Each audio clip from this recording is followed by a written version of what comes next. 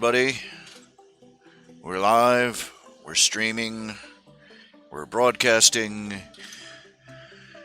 This is RHJunior, Ralph Hayes Jr. Reality Check, coming to you live on YouTube with another broadcast of my irregular, probably needs an enema web broadcast, spleen squeezings.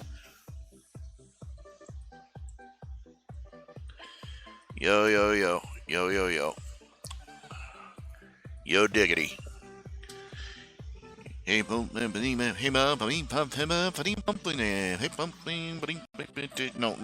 don't want to do that. Wrong button. Stop.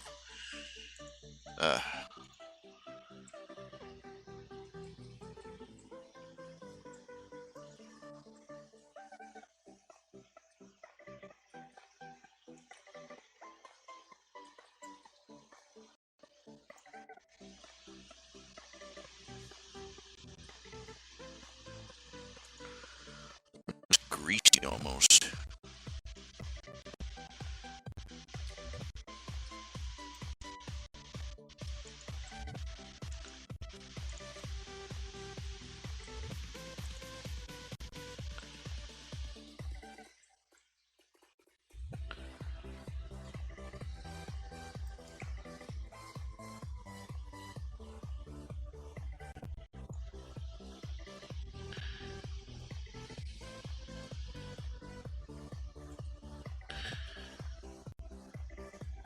Testing, 1, 2, 3. Trying to determine if the music is come through.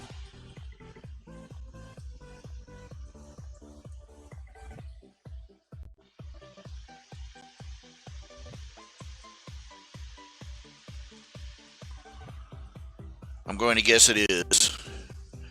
Going to pretend it is anyway.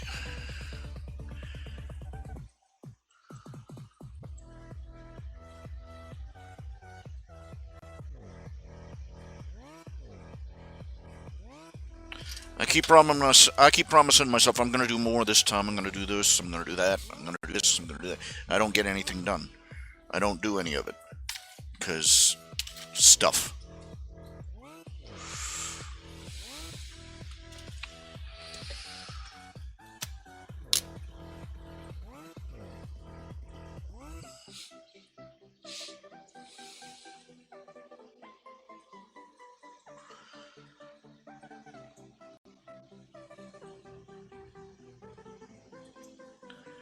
My feet kind of hurt. My heels hurt all the time now. All the time. Whether I'm sitting, whether I'm standing, put any pressure on them, they hurt.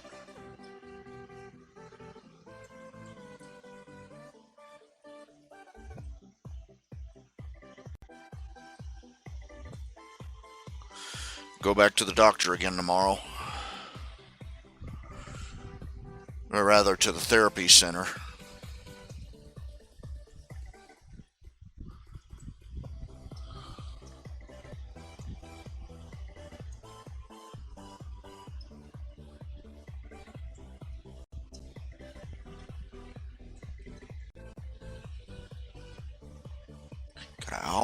Ow.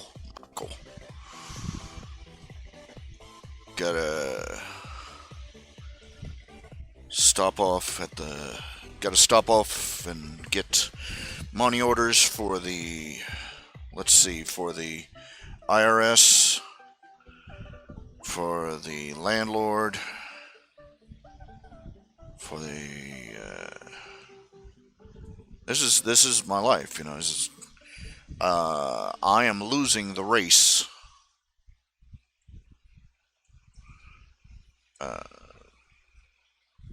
Losing the race against, everything. I have been for years.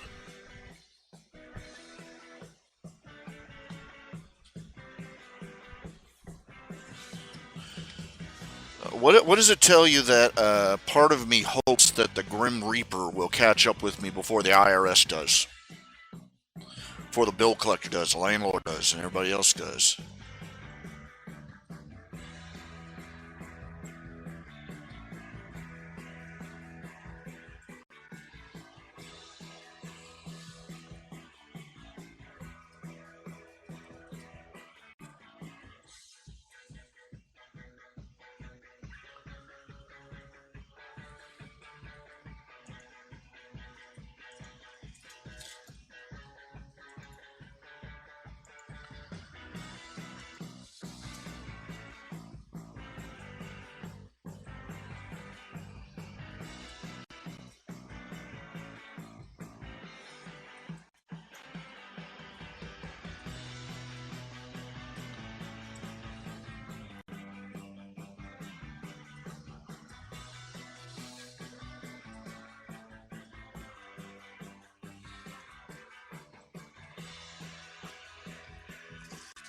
I really, I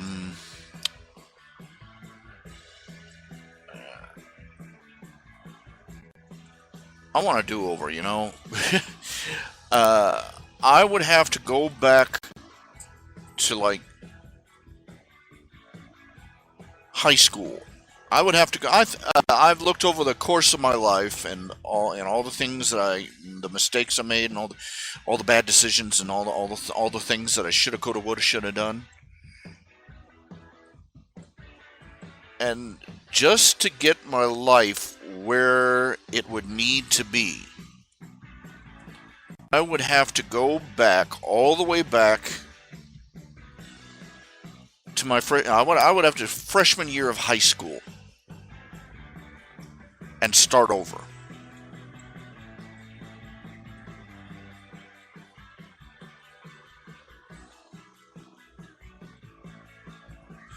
Knowing what I know now, even not knowing, just having the maturity that I have now, just having not specific knowledge, but just a general knowledge that I have now.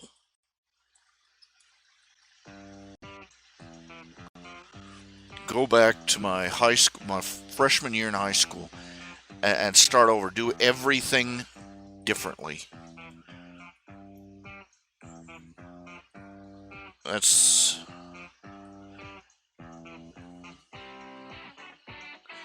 I saw this thing like it was on Facebook. It had a picture of a button that said reset, and it said, "Would you push it? Reset life. Would you push it if you could?" And I'm like, the button doesn't work. Wouldn't even have to finish the sentence with me. It'd be like click, click, click, click, click, click, click, click, click, click.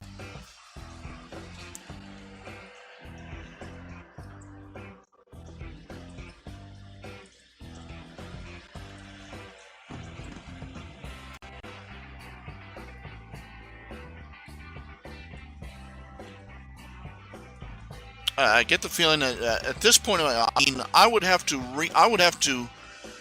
I really would. I would have to unlearn everything I have learned in my life. I would have to relearn. I would have to go back, unlearn, just start over from scratch and relearn everything, and not just book knowledge, high school,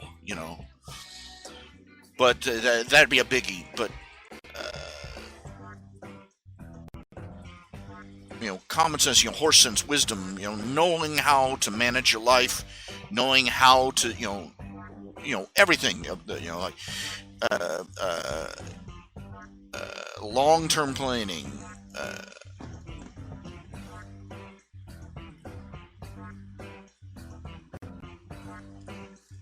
uh, long-term planning, uh, self-discipline, work ethic, everything. I'm a 45-year-old man, and I have the self. I figure I have about the impulse control of a 19-year-old, and that's optimistic. And it's easy to say you'll straighten out your life. That's by the time you have learned the lesson. But by the time I learned the lessons of life I needed to know, I was too fat, tired, and out of shape and sickly to implement most of them.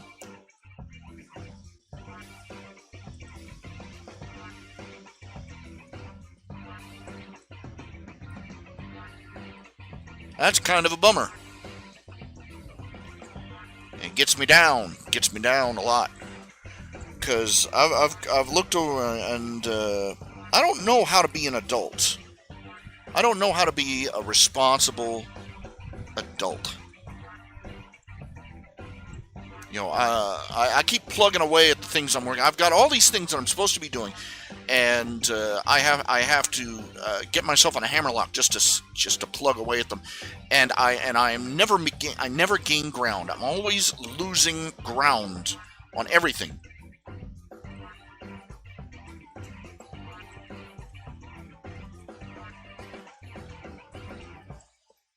And the only way I survive is I'm like a guy with a maxed out credit card. The only who is in so much desperate trouble. The only thing he can think of to do is run up more credit cards. Max out a few more credit cards to try and keep the money flowing for a little bit longer.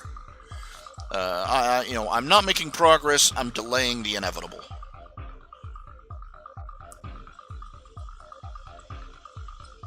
I do not have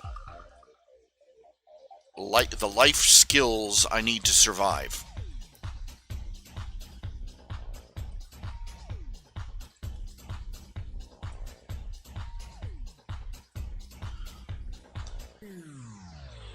There's this channel on YouTube. I've mentioned it before. It's this always comes up when I'm talking about this, angsting. It's called Primitive Technology. There's this guy, I don't know his name. He's probably about in his teens or 20s. He looks about 18, I think. He doesn't talk. He never talks. But he illustrates. He goes out and makes Stone Age technology. Stone Age stuff. He makes flint arrow. He made his own bow and arrow set. He starts with rocks, sticks, and dirt out in the woods someplace. He's built 3 different kinds of primitive hut. His most advanced one is one with mud daub clay walls, shingled roof, stone actual shingles that he made by hand.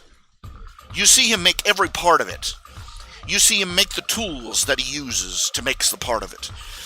And you see every step of it. It shows him making he even has a fireplace in the thing with a chimney.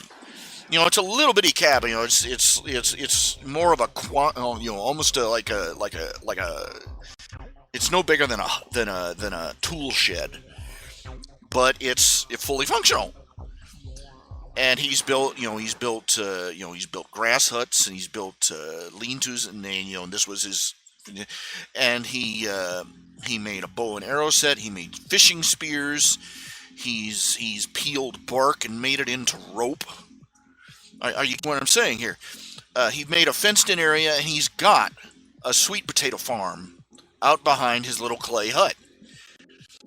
And it showed him growing the things, cooking them, eating them.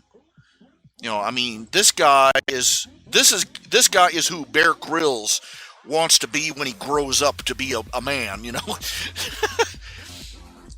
And I'm like, this guy has got it.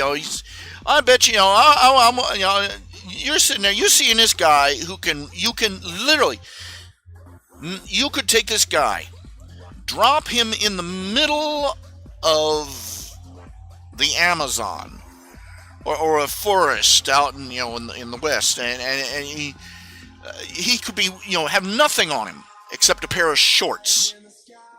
That's all he wears when he does this. He's barefoot and everything. Totally, booga booga. But you could take this guy and drop him in the middle of the howling wilderness with not so much as a ball of twine, and he could build himself a settlement, single-handed. He could make his own clothes. It showed him making cloth. He's made fired clay pots too. He's built his own kiln at this point. All by himself, just, with his bare hands and rocks that he's chipped into tools. This guy, you could literally, if you dropped him into the middle of a Survivor, of a new episode of Survivor,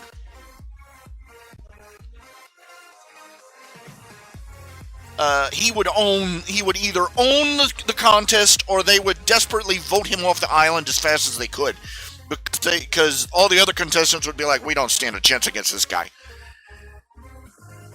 And I'm like, this is a guy. And you look at it, and you see somebody who can do stuff like that, and you're not thinking, gee, I wonder what his GPA is. I wonder what his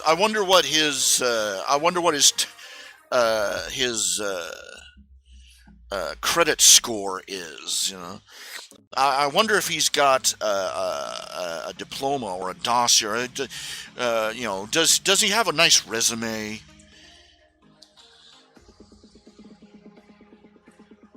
I mean, this guy is post-zombie apocalypse team material, and it makes you think. What really constitutes a well-prepared man? This guy, no matter what any other skills he has,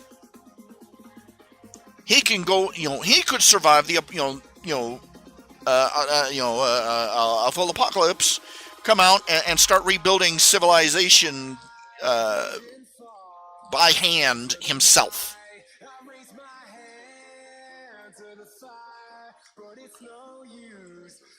He is everything the survivalists stock up on supplies, and then they have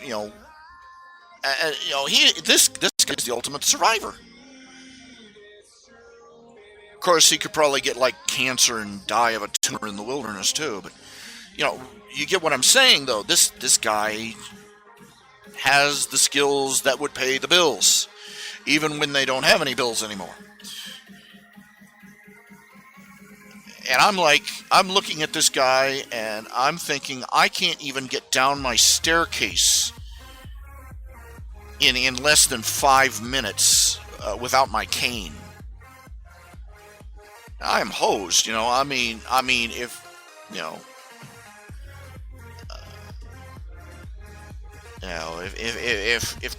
if the technological world goes toes up, I'm hosed. This guy will be,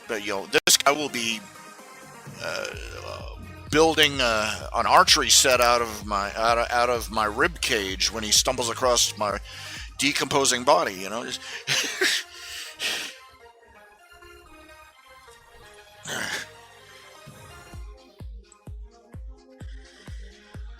uh,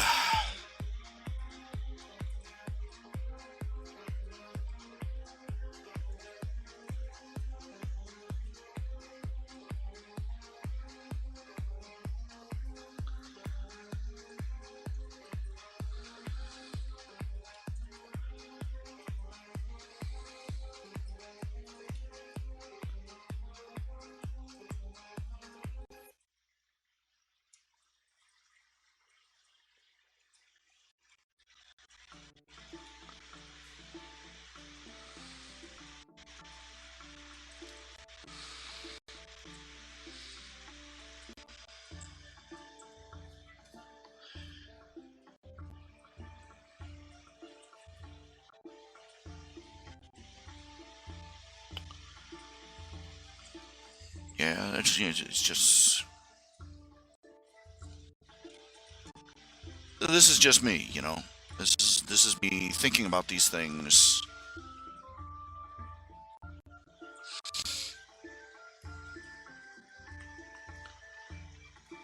And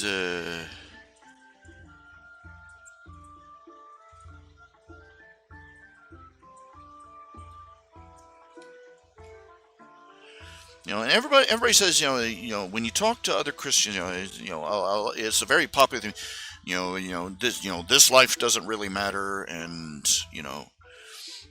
no matter what happens, to live is Christ to die. To live is Christ, to die is gain. But at the same time, we're still going to be given an accounting of how we handled our lives. And like it or not, one of the things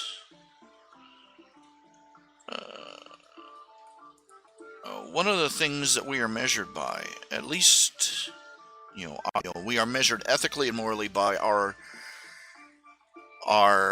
ability to take care of ourselves and our ability to take care of our families and each other, and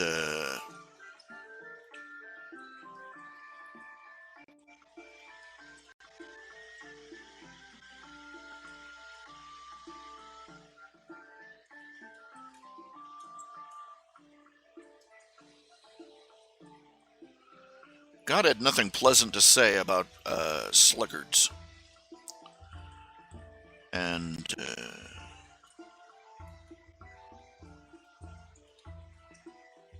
my self-evaluation is that I coasted passively through too much of my life, and I neglected learning how to be a self-sufficient adult.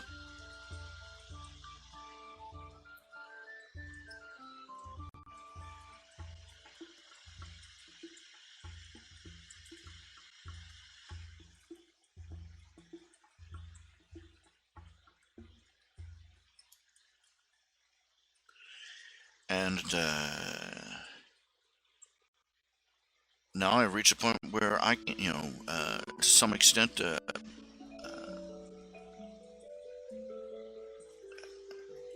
it's easy to turn the ship around when you're like in your teens, when you're in your 20s, when you're in your 30s. But when you've reached your 40s and you've not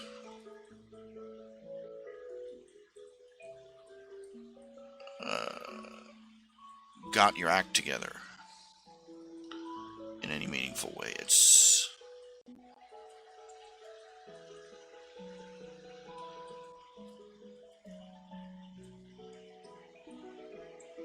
and worse at this point. I mean, 45 years, 4.5 decades, and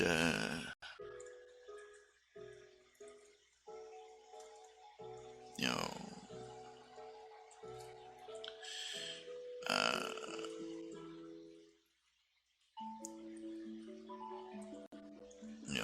know, I'm still, I'm still treading water, still keeping my head above water, but it's becoming more and more obvious. It's not enough, and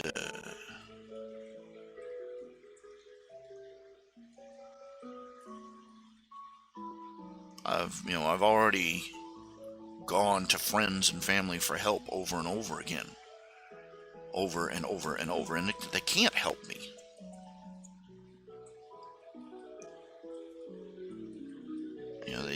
They can only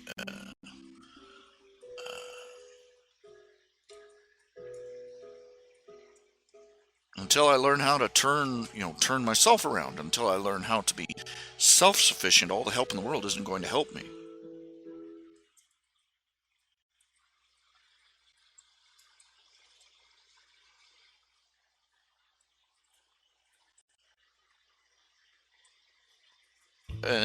These are all truisms. Now, you know what a truism is? It's a fact that's true, and it's absolutely useless to you. It doesn't really help you. So that old joke about a doctor, it says, a guy comes into the doctor and says, "Doc, it hurts when I move my arm like this." And the doc looks at him and says, "Don't do that then." Doesn't exactly fix the underlying problem.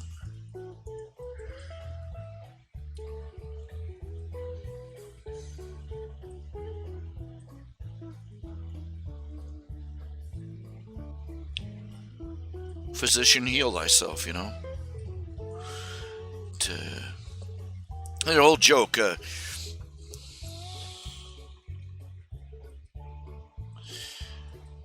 woman was in a hot air balloon.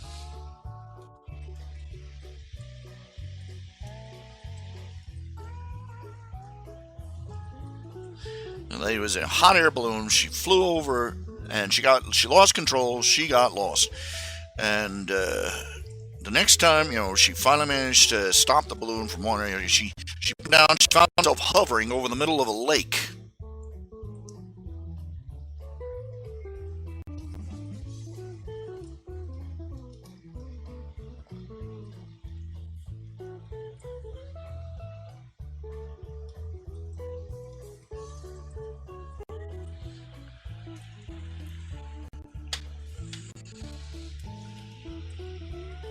And she looks over the side. There's a guy down in a fishing boat right below her, and she asks, "Please, I'm lost.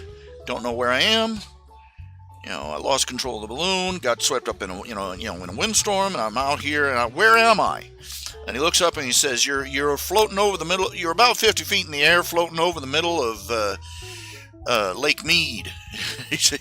And she says, what about Lake Mead? She looks over the side and just sneers and says, you must be a Republican.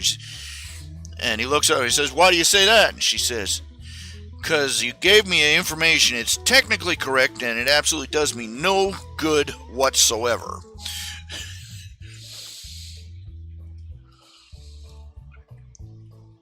Of course, the rebuttal is the man looks up and he says, you must be a Democrat. You must be a progressive Democrat. And he says, why do you say that? He says, because you got where you are. You didn't get there yourself. You got there with a load of hot air. You don't know where you are. You don't know where you came from. You don't know where you're going. You don't know how to get there if you did. You're in the exact same situation you were before you met me. And yet now, somehow it's all my fault.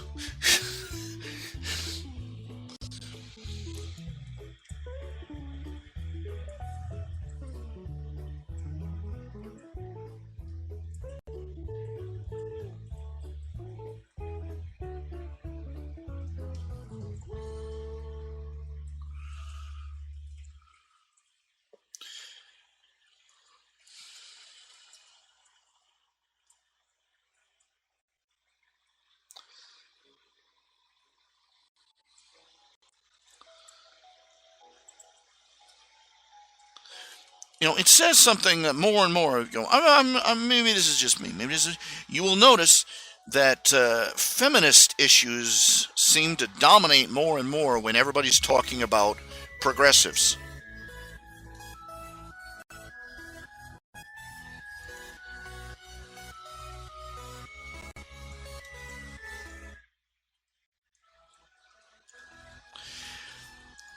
Social justice warrior movement is largely a feminist movement. I hate to say it. But it needs to be said. And a lot more people are finally coming out and saying it was a bad idea for, women as a class are not really good at ruling or running a country.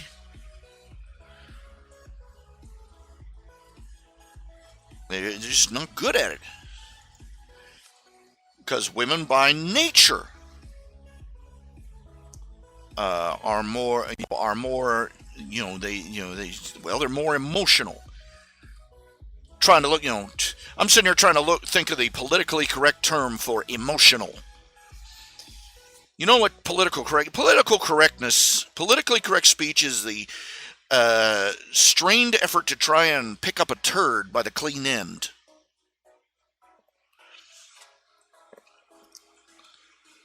Sometimes bad is bad, and sometimes the word to be used for it is going to offend no matter how you say it. So you might as well use the offensive phrase and be done with it.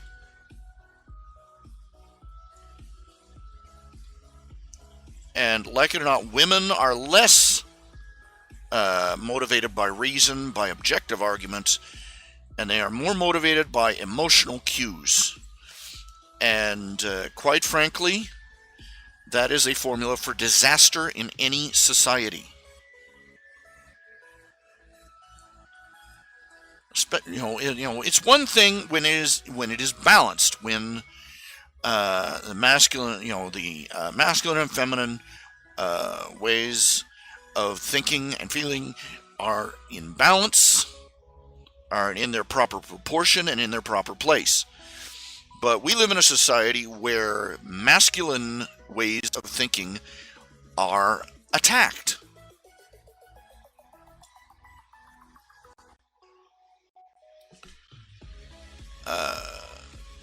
Where the common consensus among our social betters, the elites in our culture, is that the feminine way of thinking is not merely superior to the male way of thinking. The feminine way of thinking is the only real way of thinking. Men, the men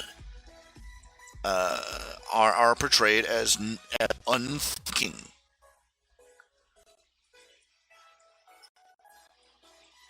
The women are the ones who are enlightened and in touch with their inner selves and are able to feel and emote and think and you remember the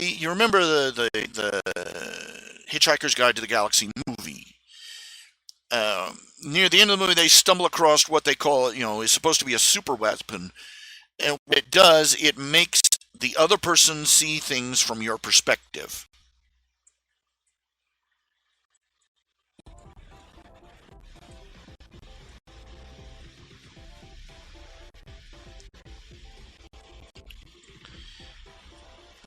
And one scene where they keep pointing at each other and zapping each other, and making them see everything from the other person's perspective. And finally, one of them gets mad at the woman who's been doing it. The guy grabs it and points it at the girl and zaps her so she'll see things.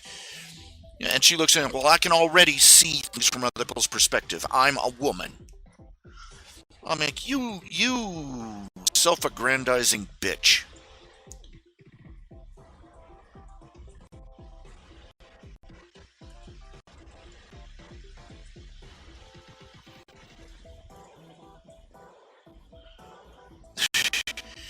Women are under the delusion that the fact that they see things through ovary-colored glasses means that they are more understanding of other people's perspective.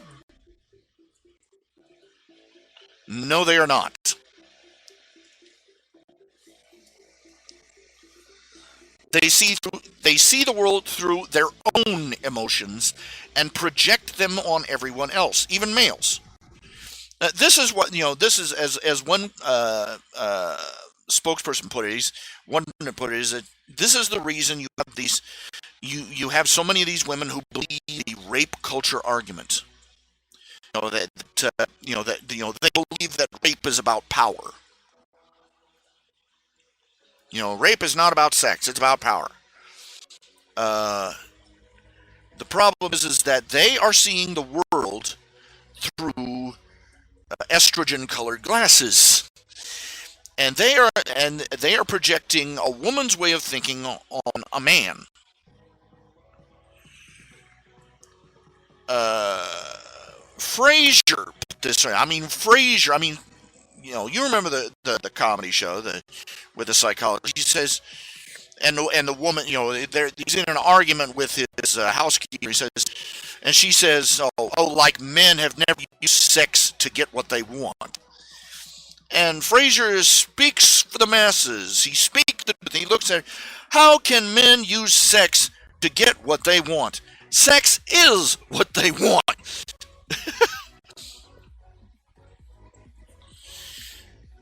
Now let's back this up and put this over. This is actually true. This is very accurate portrayal. This is the difference between men and women. Both men and women enjoy sex. Duh.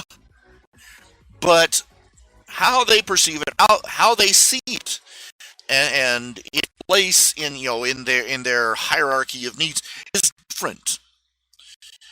For a man, power is a means to get sex.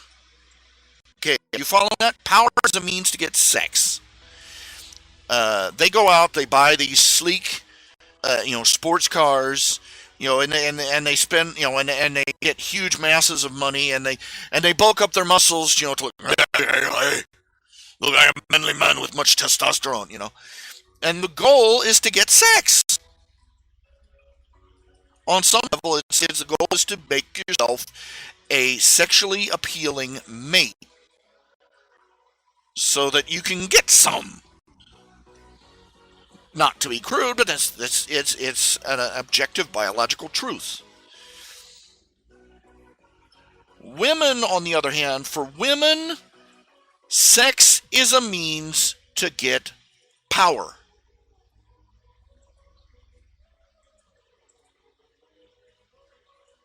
Sex is a tool of power for women. As much as they may enjoy sex, uh, their perception of it is as a means of power. It's a way they control their husbands. You know, the old gag about the wife making the husband sleep on the couch. Maybe y'all missed it in your childhood innocence, but sleeping on the couch wasn't a euphemism for an uncomfortable bed. Okay? Sleeping on the couch wasn't a punishment just because it was an uncomfortable place to sleep. The woman was denying him nookie to punish him for whatever he did that offended her. All right?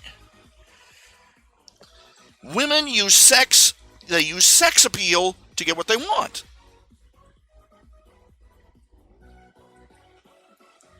Whether that is, I'm sorry, but it's true.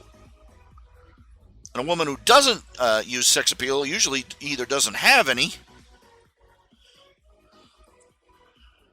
or is deliberately shooting themselves in the foot, trying to be ideological. A woman using, not explicitly using, beyond the crass jokes about sleeping their way to the top. A woman uses her physical appearance as a means for social influence.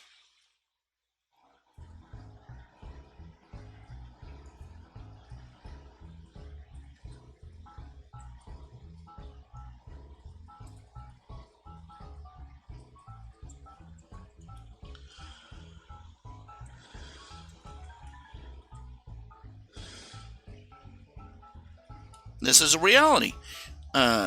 So when women talk about rape is about power, it's not about sex. No, it's about sex. The rapist is a violent sicko who is using power to get sex.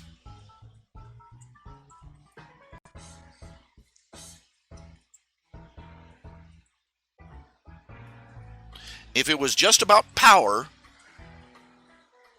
the rapist would settle for mugging them, punching them in the face, stealing their purse, and just, or any one of 1,000 other ways of demonstrating brutal physical superiority.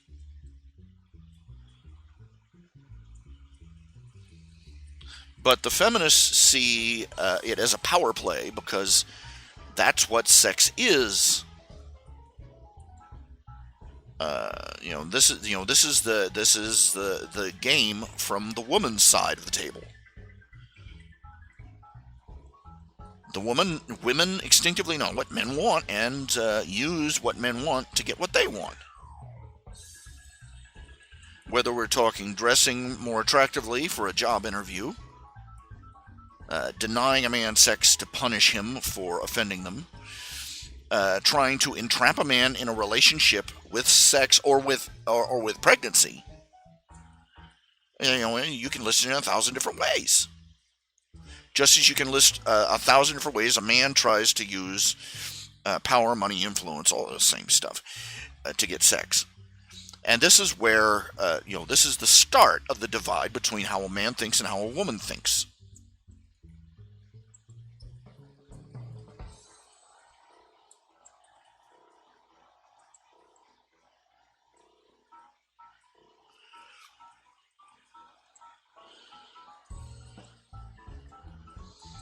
Women think in emotional patterns. They think preferentially in emotional patterns. This is why the feminist movement is so barking insane.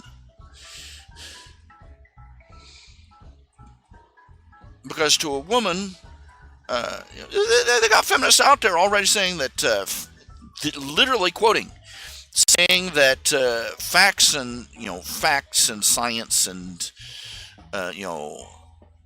objective data are sexist.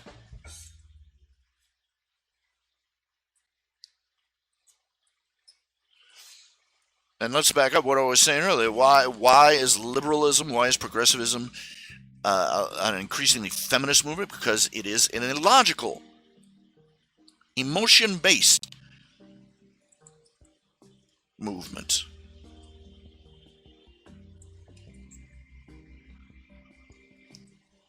Progressivism is based on the same thing as modern feminism is. Uh, what feels good, what makes them feel better about themselves, as opposed to what works.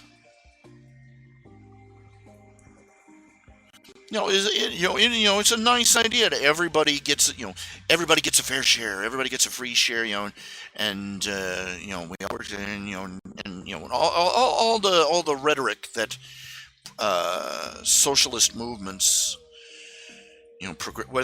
regardless of what you call them, every ism out there has used this same rhetoric because it's emotional, irrational, and it appeals largely to women first.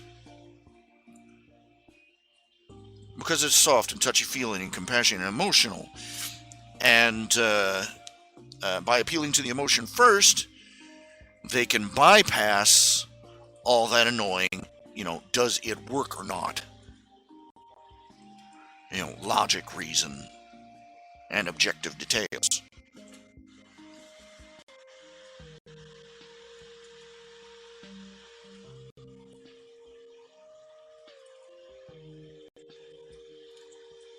God did not make a mistake in Garden of Eden when he made man the head of the family.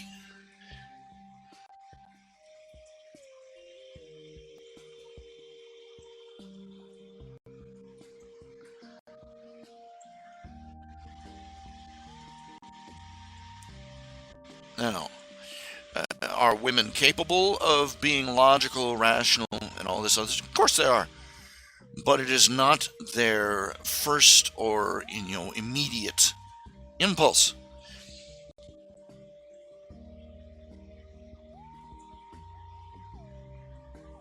It is not typical of the gender as a group.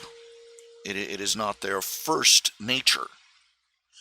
You will find highly intelligent, highly logical, objective, rational, reasonable women scattered all over the world. But when you get women together as a group, the lowest common denominator comes to the surface. And for men, the lowest common denominator is the other side of the equation. We are less emotionally touchy. We are less emotionally sensitive. And it says something that admitting to being less sensitive is regarded as a bad thing. You don't want a hypersensitive person handling, for instance, a traffic accident. Screaming and fainting and falling all over yourself, gushing in tears, is not a productive course of action when you're dealing with people who are critically injured and bleeding all over the place.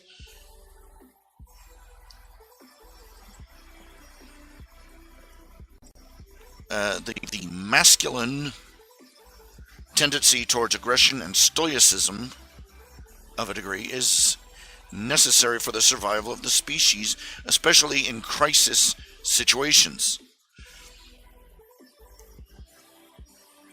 This is why for centuries it was men who went to war.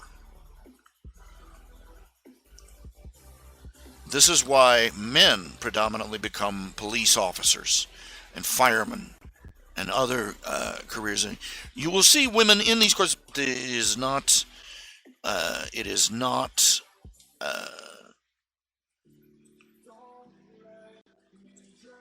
It's not common for a reason. Women, as general, given freedom to choose, without illogical and outside pressures, women will generally tend to choose more nurturing career paths and life choices.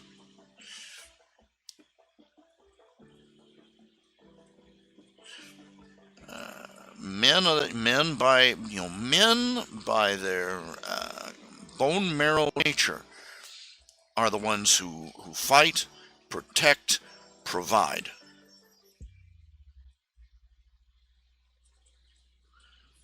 Women are the ones who nurture, nourish, and sustain the home. These are the baselines of both genders. You will see men who are capable of being nurturing. There are men who are capable of being nurturing, and there are men who tend to be more nurturing than they are aggressive. But they're the exception to the rule, not the rule. And the problem is that our society has become obsessed on doing everything according to the exception to the rule.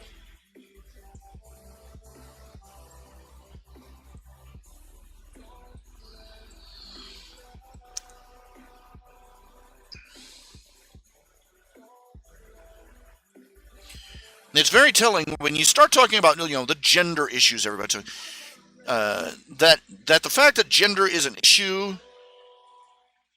says everything right there. It's not an issue. There's male and female, and there's always this twit in the back going, "Hey, wait a minute! What about these people over here that they got this biological condition?"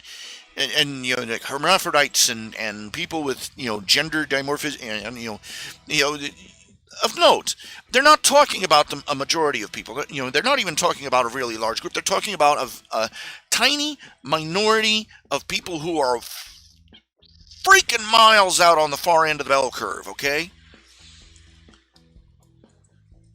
you start talking about male and female, they start talking about people from the freak show at the circus.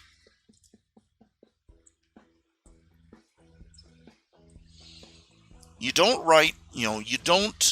base your society on exceptions to the rule.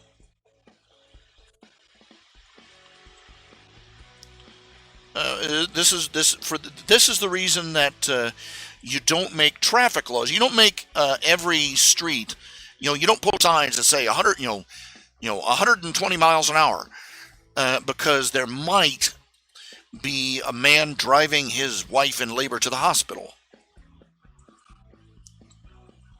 You base those traffic laws and those speed limits on what's rational, what is sensible, and what applies to the overwhelming majority of situations. And if you're smart, you have accommodations set aside for those one-off odd numbers that are those outliers. This is why in the movies, cops who pull over a guy who's driving a wife in labor won't write a ticket. They'll escort the guy to the hospital. You remember those old my wife's in labor, and the cop will get in his car and provide escort with a siren going so that they can get there in time. Or they'll call an ambulance, just the kind of thing. No.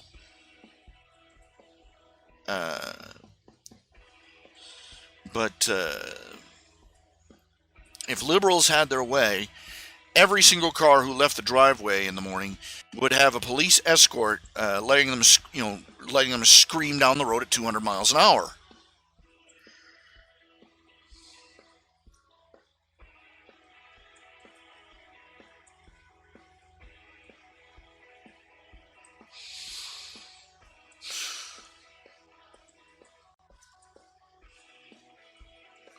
I'm hungry and I didn't fix any dinner.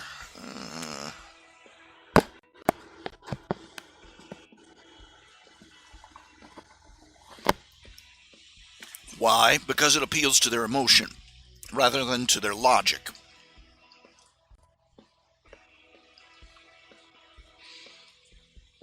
Never mind that their emotions would get people killed, splattered all over the road, all over the place. That's not important to them. What's important to them is their feelings.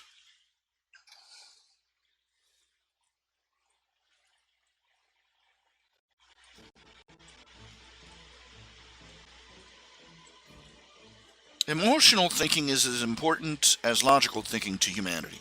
The problem is that our society is abolishing reason for and lionizing emotion. Our society is abandoning masculine thinking, condemning it, shunning it, treating it as poisonous, and hype feminizing everything else. And we're seeing the results. No sane society would have a creature like Hillary Clinton anywhere near the White House. The only reason Hillary Clinton even exists as a phenomenon is because her husband appealed to the ovaries of the voting populace. You think I'm being crass? Oh well, let's review.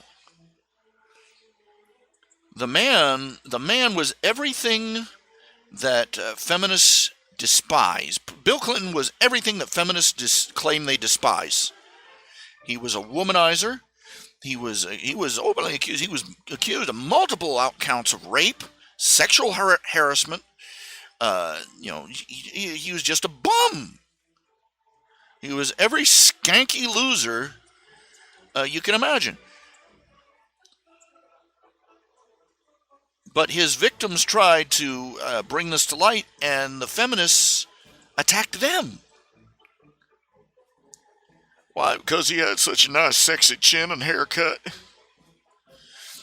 Women admitted. They interviewed people, and he said, "Well, why did you?" And they would talk endlessly, not about his policies. And there's several other politicians, the same story. We're talking Kennedy, we're talking Clinton, we're talking what's his name, Kerry. The women who support him, they overwhelmingly start to, oh, he looks like such a nice man. He has a nice, strong chin, and he has good hair, and he dresses so nice. And they talked about how he looked. And it was obvious that they were just about ready to release their eggs over these guys. And of course, he appealed to them by promising things like, women's this and infant that, and he would, they set themselves up. Candidates like him set themselves up as the provider, sugar daddy.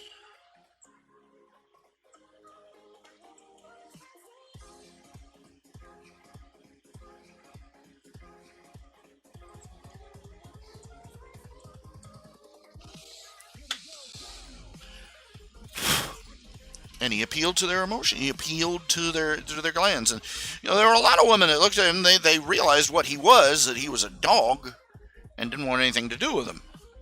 And there were others that and that coupled with some a healthy injection of logic, they realized that this guy would be the worst in the world for them, and so they voted against him. But so many of the women that supported him, the feminist movement supported him,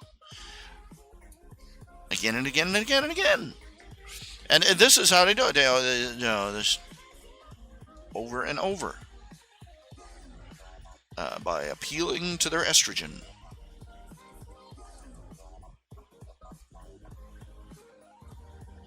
Now, I've pointed out over and over again, it was in the early start of the 20th century when this country literally went off the rails in so many ways. This was the start of the Federal Reserve in the first decade or so of the 20th century, in the 1900s.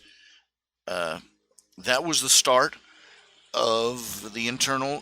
This was the start of the IRS. It was the start of personal income tax, and it was the start of the Federal Reserve. You might as well have slit the country's throat right then. It was also the start, 1920. That's when they gave women the right to vote.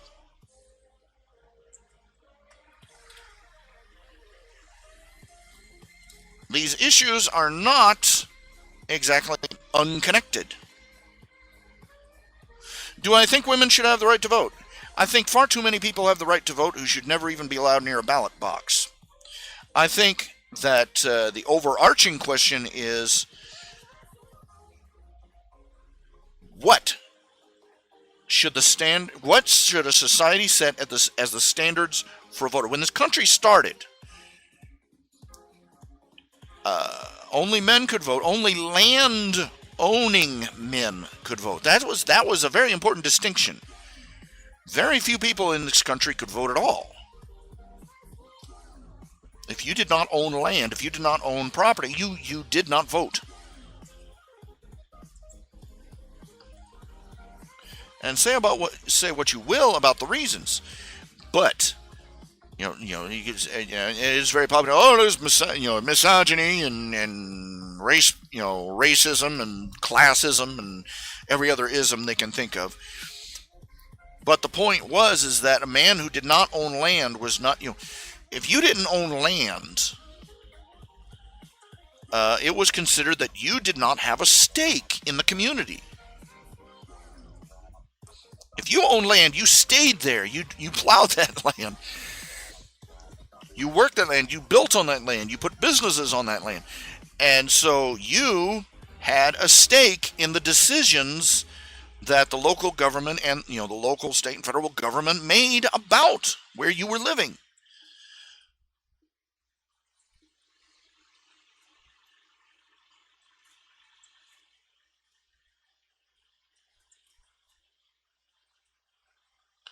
The vote was given to people who, this was a problem.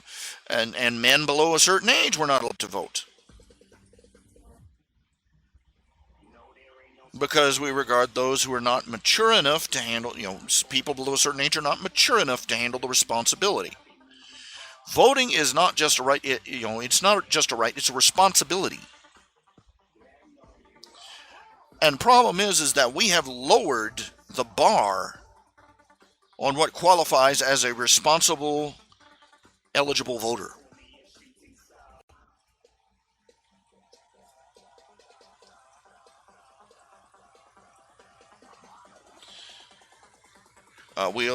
They changed it so that people without land could vote. Then they changed it so that you weren't even allowed to test people for they used to test for literacy before they let you vote. You were required to own land. You were required to be literate. To have a minimum education, you needed to know what you were doing.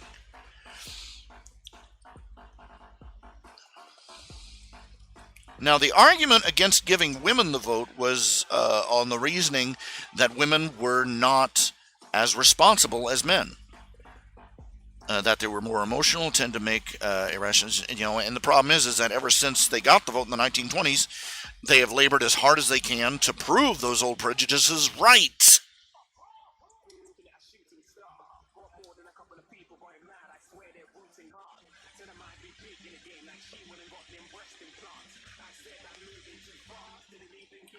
We have almost no requirements for somebody, but we barely even check to make sure that they live in this country anymore.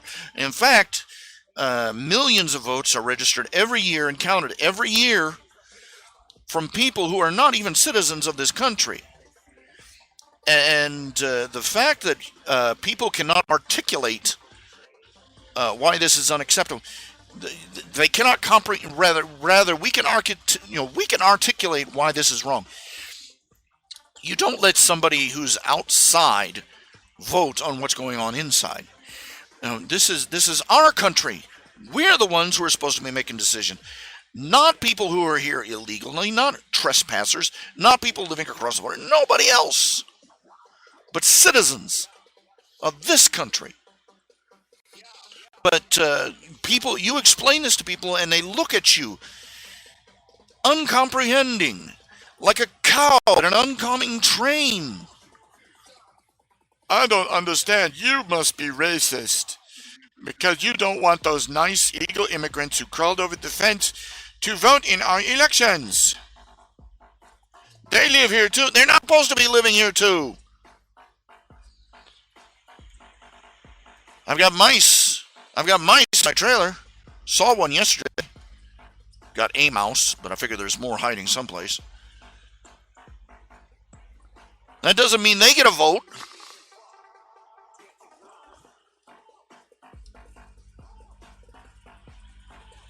They're not out there deciding what we go shopping for. Okay, let me get the grocery list. What do you, more cheese? No.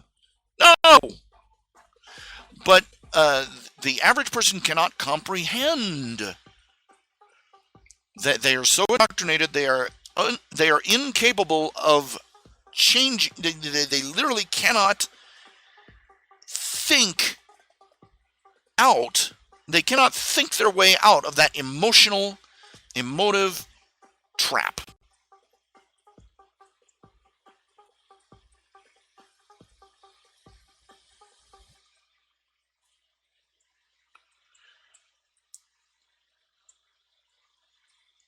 It's incomprehensible to them that they can't seem to connect the idea of not a citizen, not a voter. And Nick tried to explain anything more in depth, like maybe we shouldn't be giving the vote to people who aren't demonstrating responsible, mature, intelligent thinking, who do not have a substantial stake in the well-being of their community. Maybe we should not be giving the vote to people in prison. Maybe we should not be giving the vote to homeless people.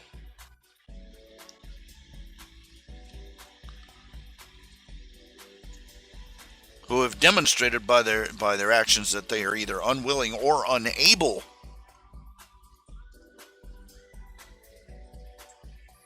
to be a productive part of society, and therefore should not have an overruling say in it.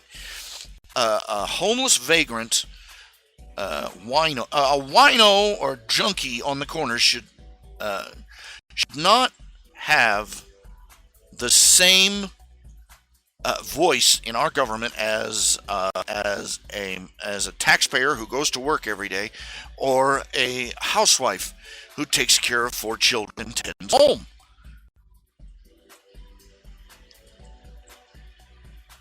The junkie should not have more say in the ruling of a country that somebody else is paying the bill for.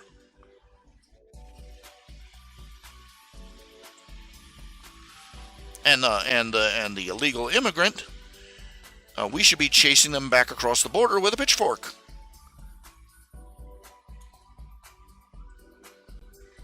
We are so ass backwards in this country. We have people by the millions rioting against Donald Trump. Not for any actual sin or evil in his nature, but because he says that illegal immigrants are illegal immigrants, and they should be sent back, and we should build a wall to keep them out.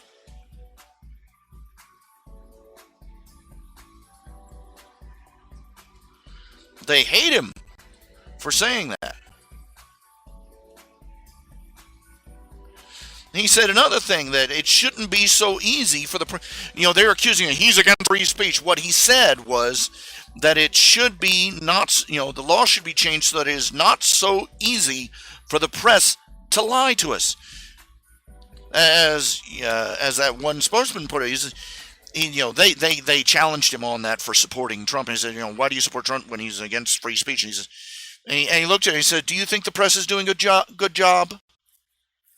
He asked him, he looked at him and he said, is there anybody here in this room that think the press is doing a good job?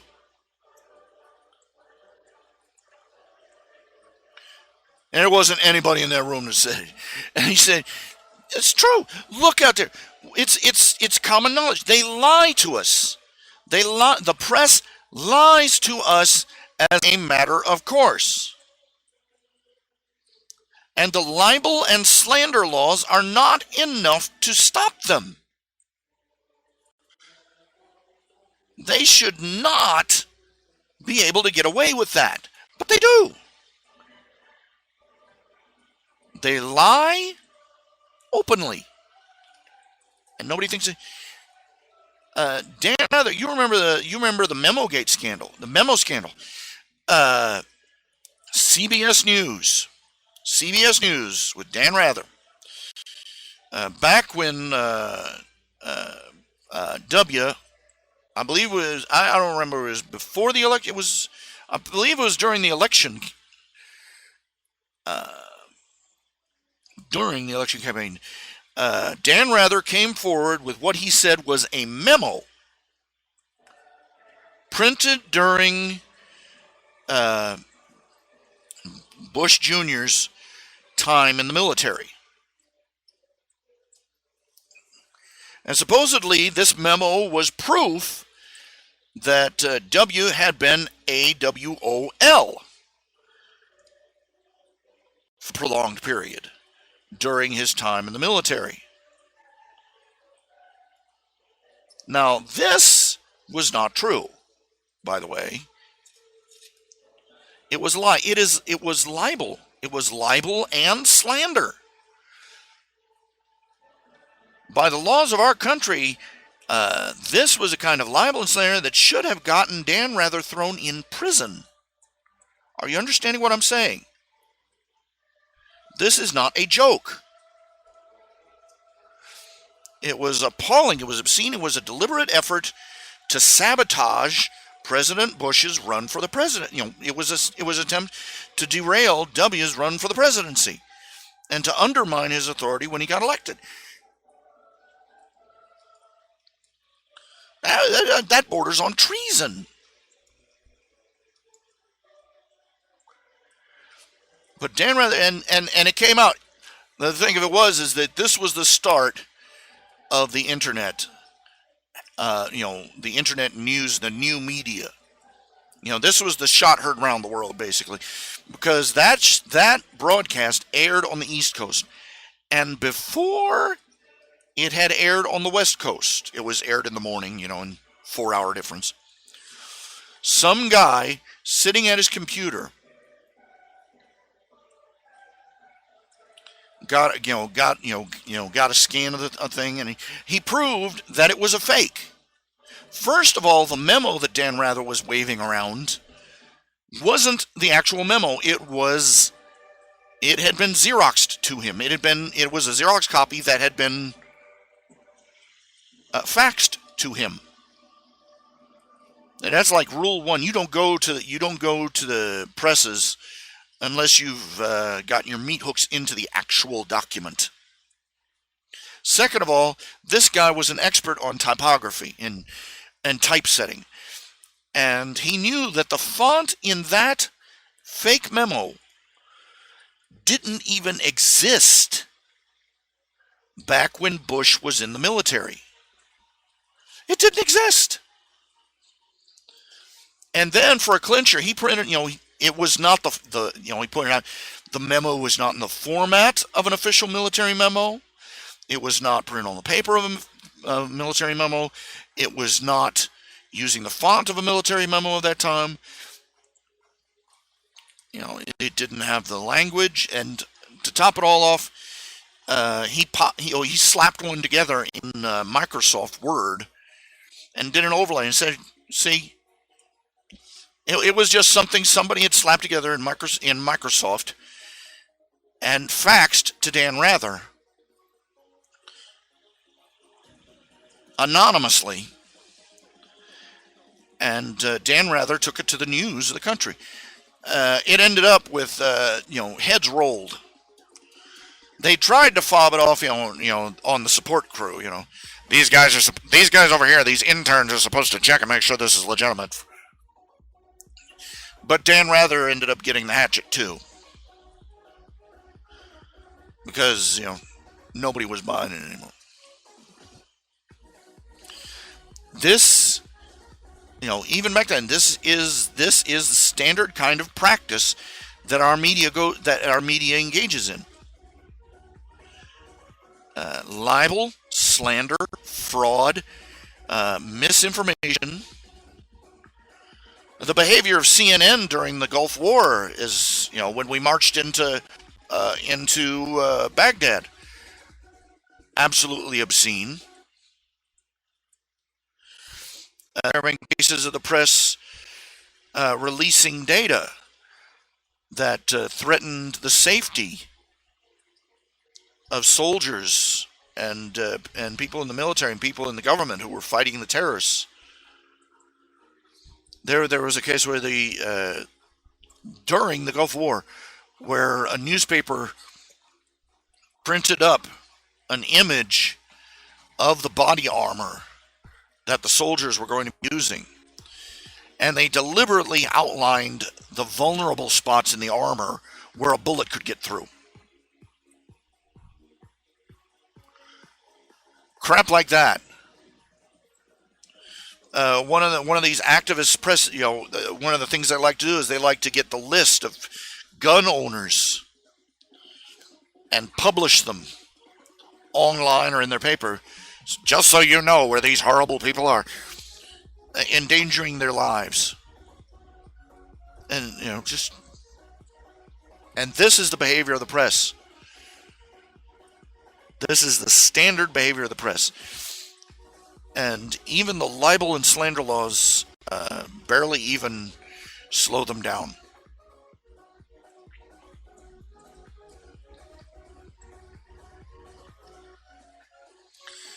They don't care who they hurt. They don't care what lies they tell. Everybody knows they're lying. Nobody trusts the press. But God forbid that a presidential candidate suggest that we need to firm up our laws about freedom of speech.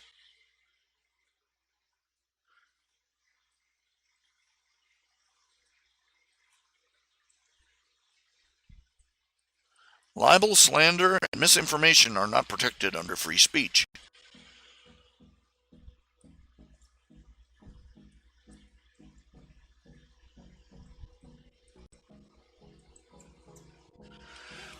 But prove, they figured out that they can use a few weasel words in their press releases and in their stories, and get away with outright fabrication and misinformation. Reliable sources have informed us. Reliable sources being the drunk that lies out in the alley behind the office building. As long as they put things like that, alleged, suspected,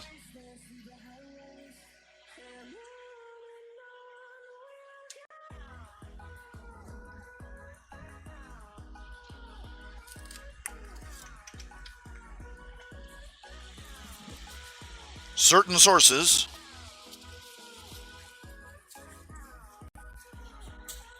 people are asking the question that the only people asking this question are the people in the press. Nobody's asked that question until they started raising it. No matter how ridiculous, no matter how ridiculous the question is, people have been asking the question. They lie to people. They're deceitful. They're a parliament of whores, and they hide behind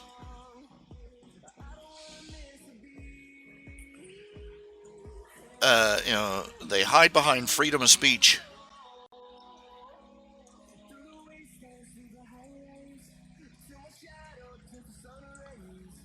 Like a stripper trying to hide behind a pasty.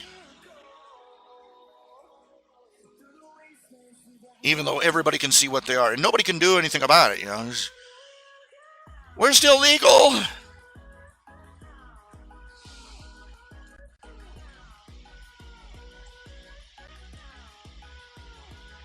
Thank you for not smoking.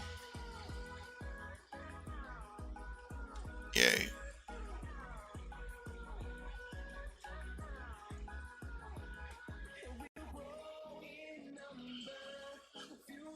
But all it took was an emotional whip. Nobody is. Trump is a poor second choice, but he is. I've said this before. I've said this so many times. Trump is a poor second choice for a conservative candidate, but you're being a goddamned idiot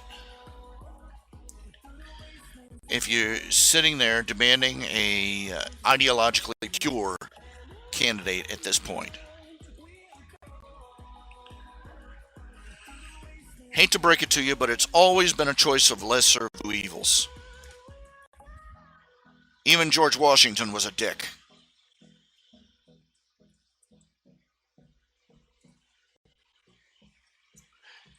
Oh, he used foul language.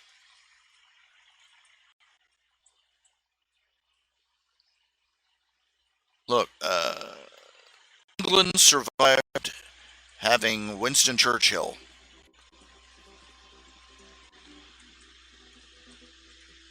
In fact, most people now say they survived because of Winston Churchill. And quite frankly, he was just about as aromatic to the press and to the popular media as Trump is today.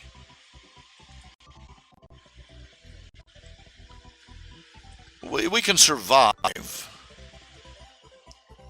a non-Christian. Well, he's not. But he's not really a Christian. That's a little late to be worrying about that, isn't it?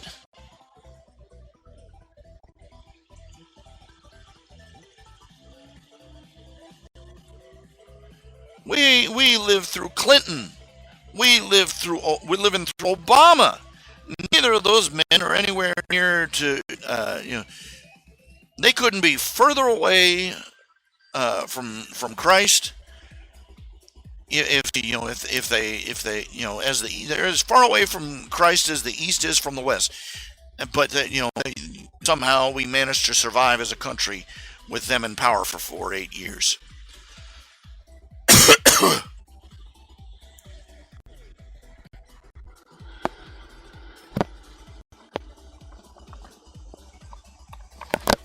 We survived having a Roman Catholic in power. Kennedy.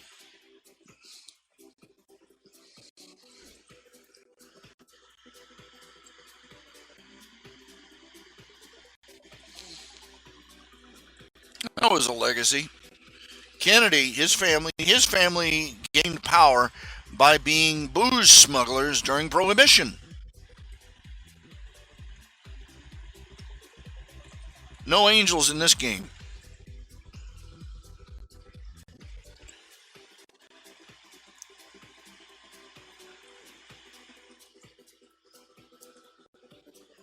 The supposed libertarian candidate right now doesn't believe in private property. What the hell?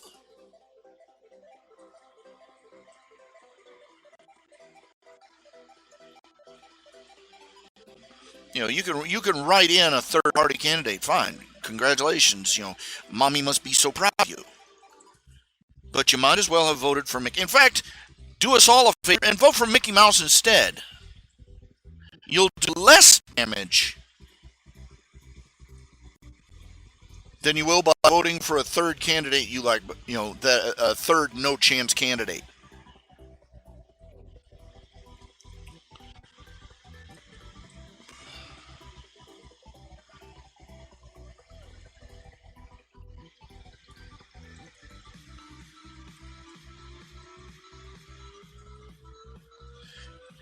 You're not sending a message. Do you think anybody looks at what anybody writes on those ballots? They count them and they forget the loser.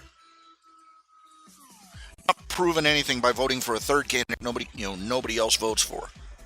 You're just taking your ball and going home.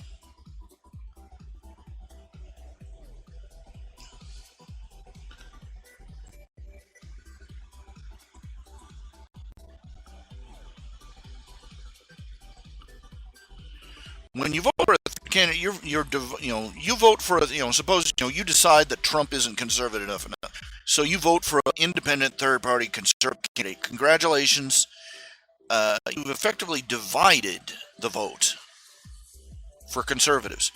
And you know what the parties do when they look at that next year? Next election, they look at it and they see that the vote is divided, and they think, oh, we were not liberal enough to keep the party united.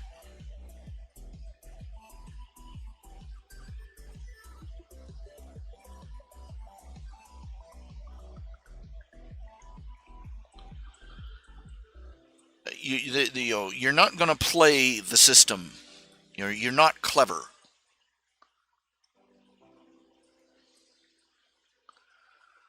the system is first past the post. Whoever gets the most votes wins.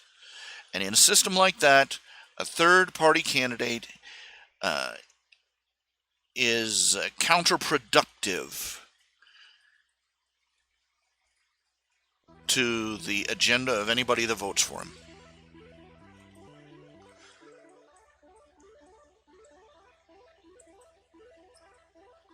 I would have much rather had Ted Cruz. Miles ahead, but the reality is the options are now between Hillary Clinton and Trump.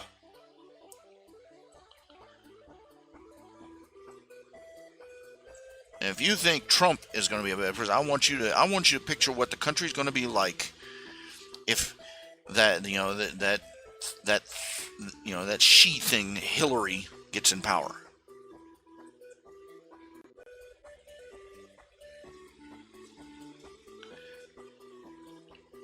Bend over and grab your ankles, because the country is screwed. And God help us if Bernie Sanders somehow pulls a comeback.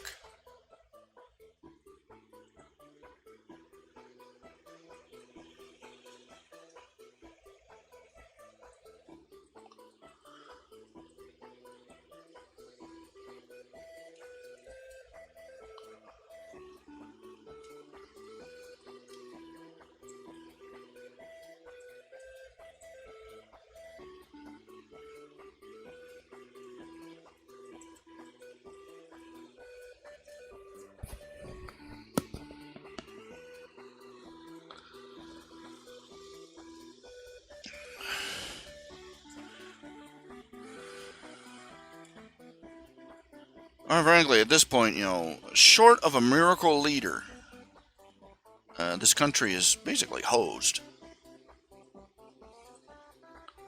The West is hosed. Unless we get someone to step forward that God can use to save Western civilization from its enemies and from itself.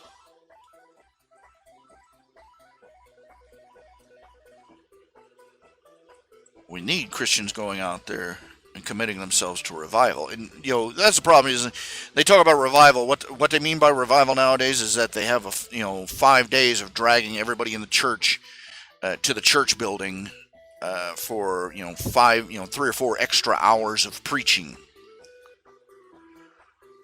Revival. This country needs revived.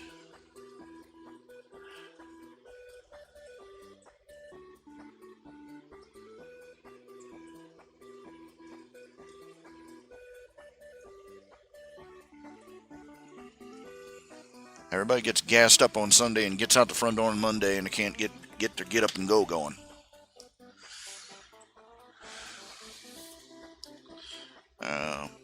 I'm one to talk. I wouldn't, I don't attend church, hardly at all.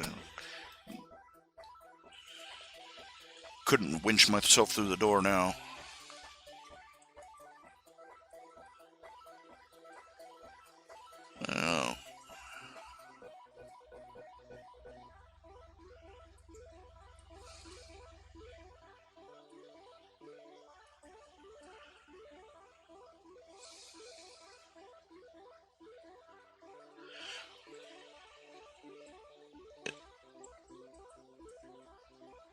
It doesn't take a great saint to recognize a bad one, I suppose I could say.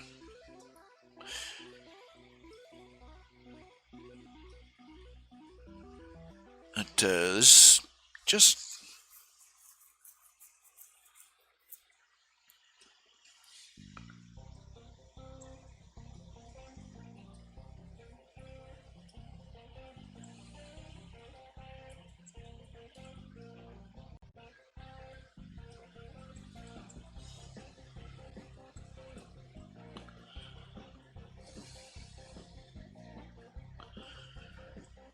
Our society is pulling itself apart. Our society not only is dying, it wants to die. The people doing the pulling and the tearing, they hate everything that their own country stands for. They hate the values this country has. They are afflicted with such visceral self-loathing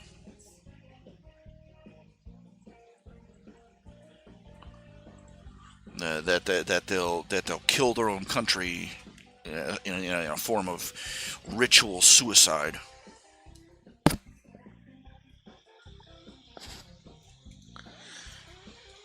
We're already being invaded. I mean, you got rapists rampaging across Europe, and even as the rapists are tearing their and murderers and rioters are tearing their way uh, through Europe like a chainsaw, they've got empty-headed women out there standing out there holding signs. Welcome to the refugees, welcoming their own rapists and murderers in the front door.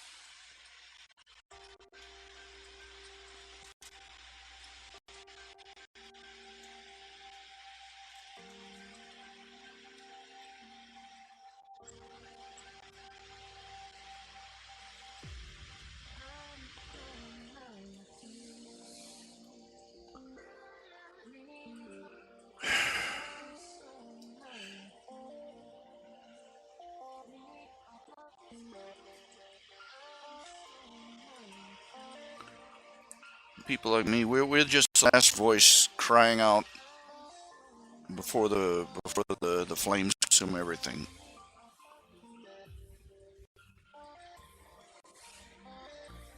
There's no one left to listen.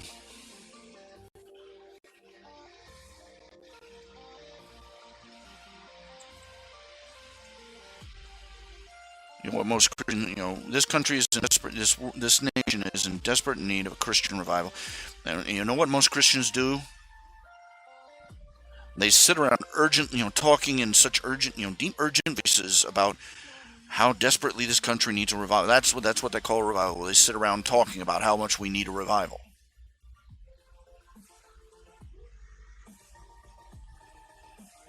And all they can seem to offer is offer these people the message of Christ is lost in the rigmarole. Well, they offer, do they offer the hand of Christ? They offer bus rides to the Sunday morning service.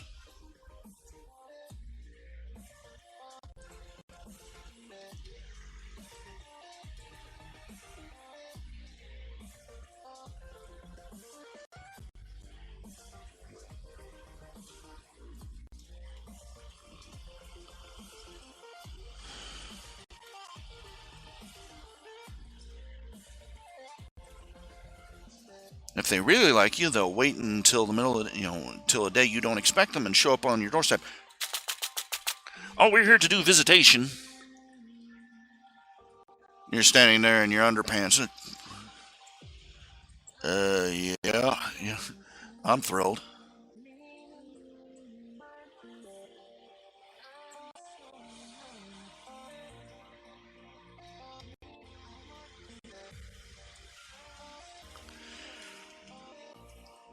And you point out that this is kind of rude.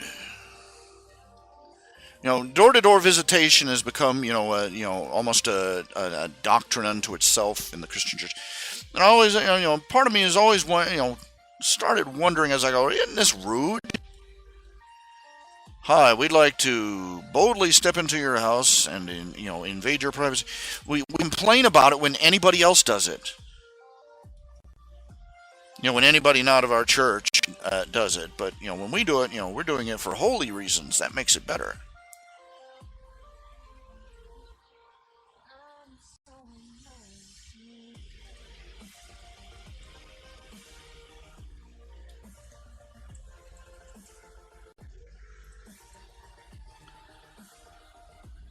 Most people don't like surprise visits by anybody. They don't like surprise visits by their family. And everybody says, "Well, look at how well it works for the Jehovah's Witnesses and the Mormons." Yeah, it works great for because it can do it by the billions. I mean, you do any any strategy will any outreach or membership drive strategy will work if you throw enough numbers at it. This is why spam mail still exists. Because for all the millions of people who look at it, get mad, and delete it, there is at least one person out there who will respond. The spam mailers aren't going broke, okay? This is why you still get unsolicited phone calls from telemarketers because it works. It's horrible, it's rude, it's inconsiderate, but if you do it long enough, you'll rack up the points.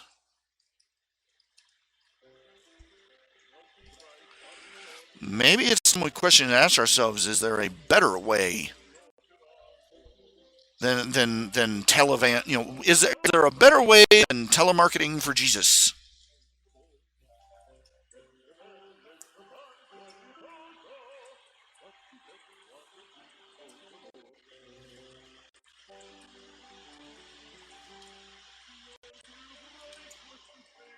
I don't want anybody from my family visiting my place unannounced. I don't want even visiting announced.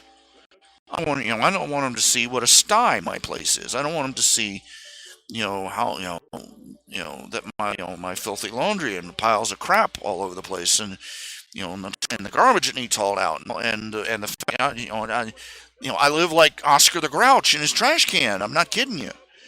And I don't want anybody seeing that. I come to this place to get away from being observed by everybody.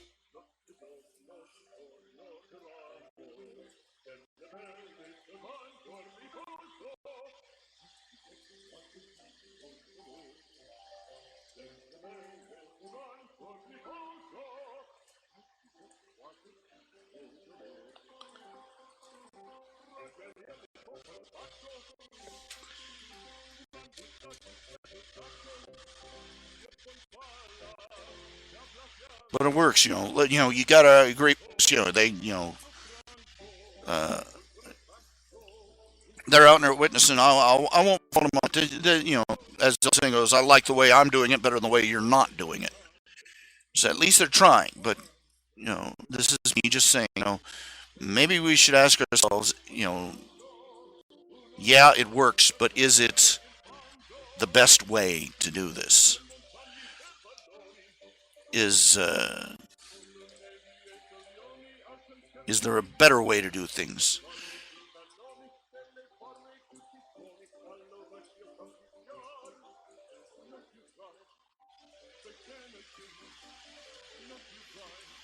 Few centuries of tradition. We're creatures of tradition. We get a tradition started, and there's no stopping it once it's gone. You suggest the idea that maybe churches shouldn't be doing door-to-door witnessing. They're like,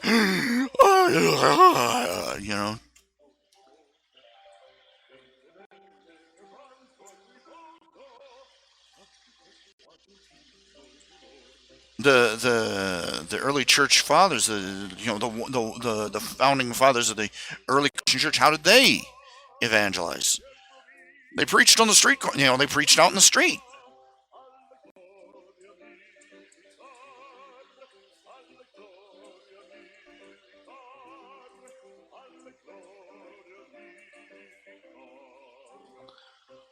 Because they had something so vitally important that they had to go where the people were, with them, to get the message out to as many people as possible.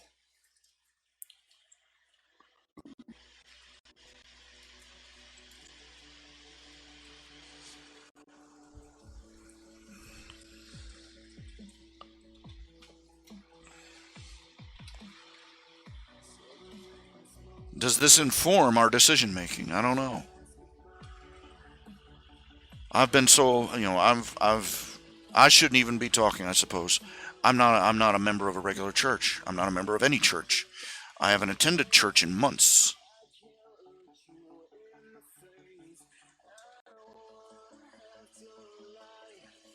I'm a reprehensible, I talk a good fight. I can't get off my butt on a Sunday to get down to, I don't, I'm, like I've said before, I'm virtual shut-in, and I literally have nothing to wear but cut-off sweats and T-shirts because of my physical condition. I'm essentially, so.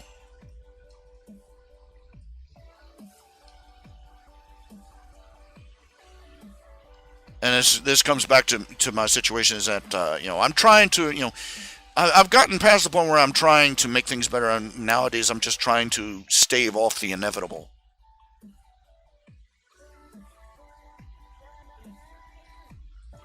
It's a sad way to live life.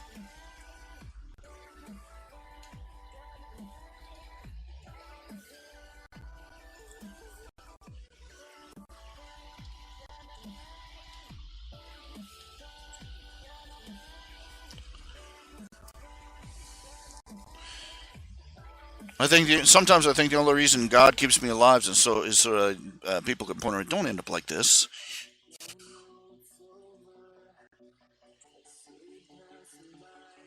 Don't let your life drift away. Don't let your faith, don't let your fellowship with your church family drift away. You know, don't, because once you fall into that rut, soon it's almost impossible to get back out.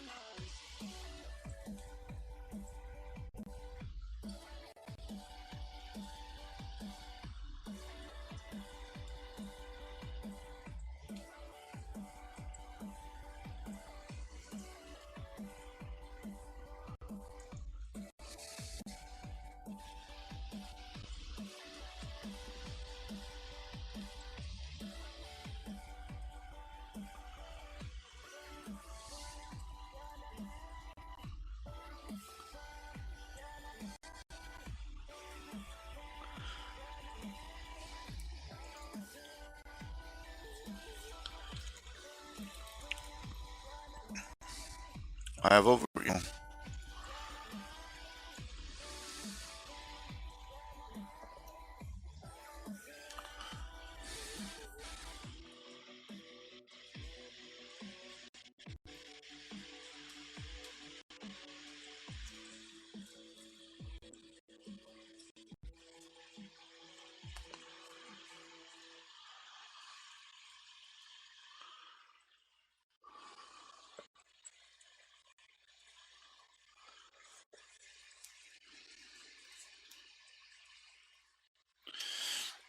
is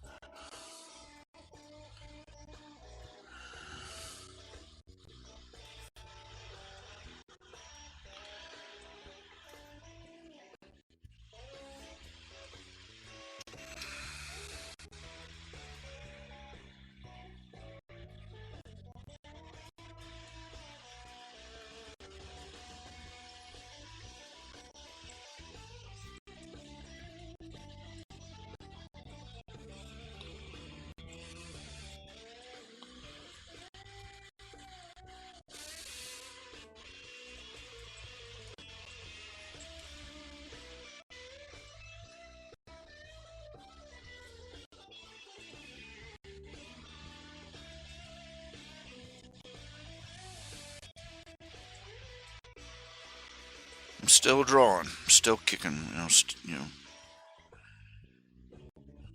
slowing down big, but I'm slowing down. I'm still trying.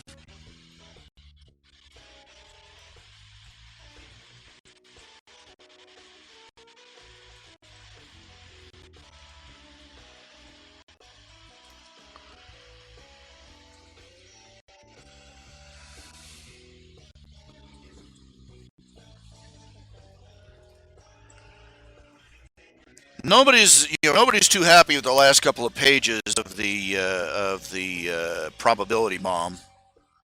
Get back to the action. Get back to the big explodey action. Quit preaching at us, man.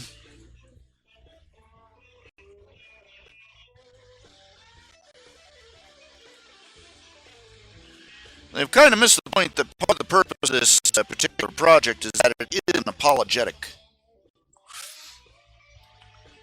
for creationism.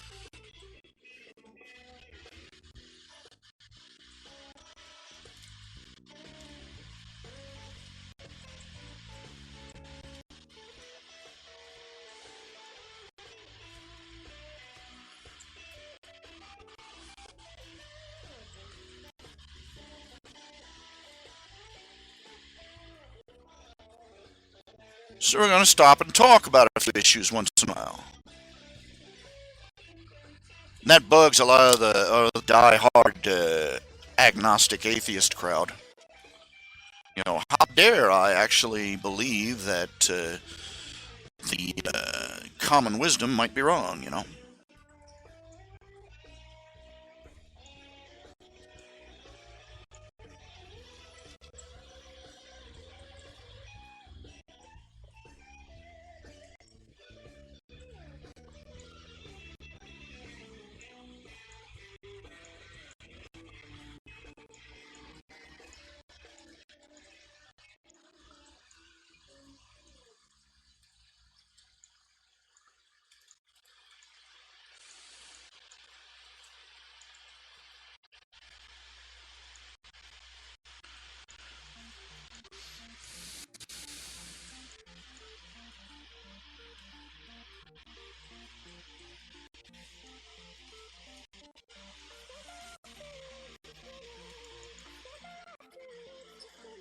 Ah, darn screen. Hold on a second.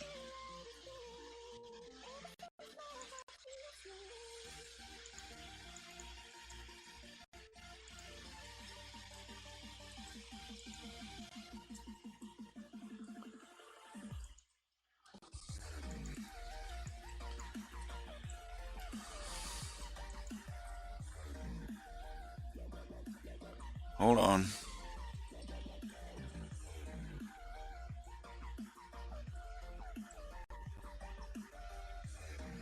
Everything will work crappy. Alright.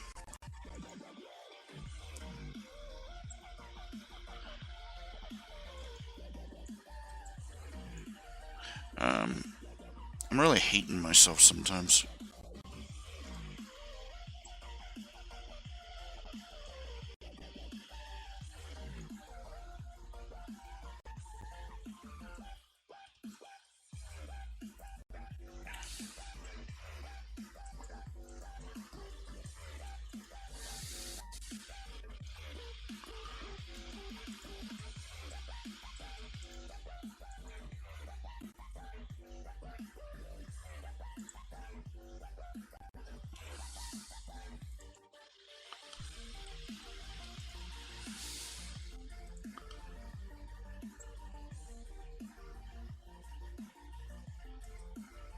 I thought I'd have this, uh,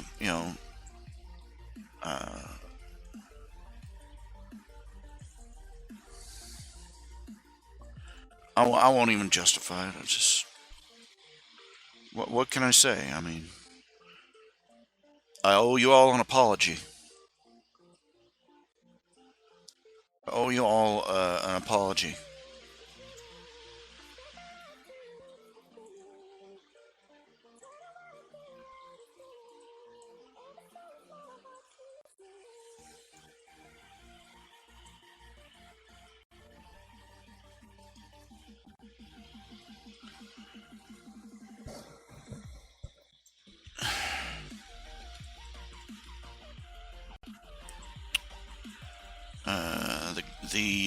The probability bomb. Look at it. I believed that I could get it done in the time in the amount of time that I proposed on my Patreon on my campaign. and I've not only missed that, and I'm not only failed at that, I have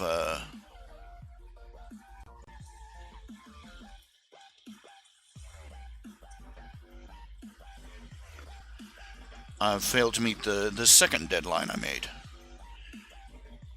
and this project is, you know, the comic I have the comic book. I have the half the pages still to do.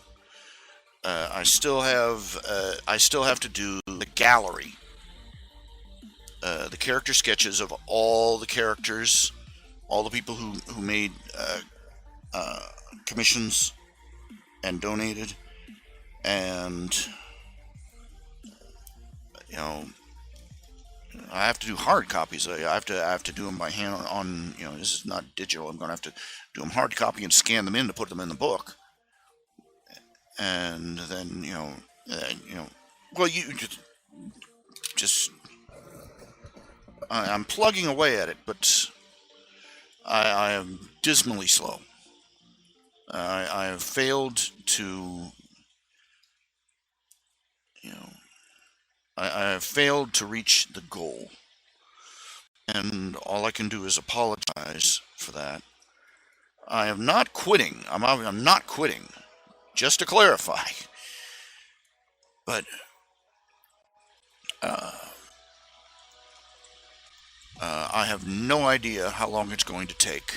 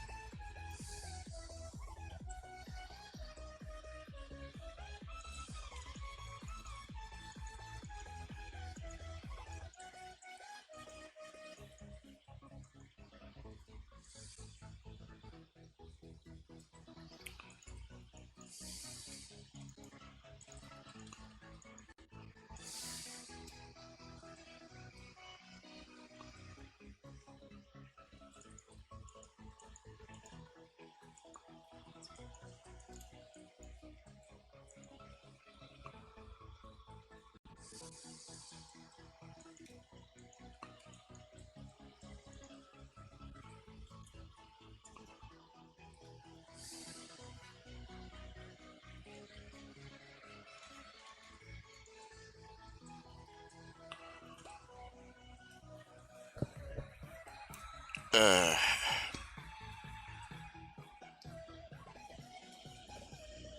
this is gnawing at me. It is. I'm seriously contemplating the idea of bringing in another artist uh, to help me. I don't know. Whoever, anybody I brought in, their artistic style would stick out at this point like a sore thumb.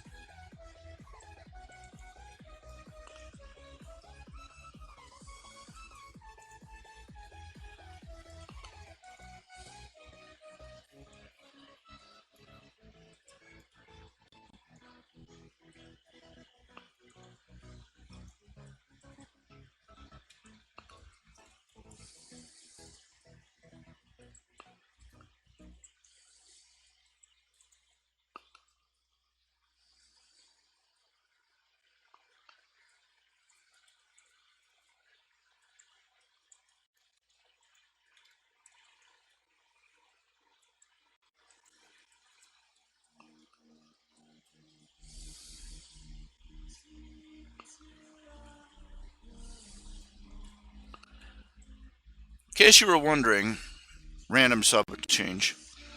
I saw this Saturday's. I watched this Saturday's episode of My Little Pony. Yay! I have to say, I think it was a rather well done episode. A very interesting one.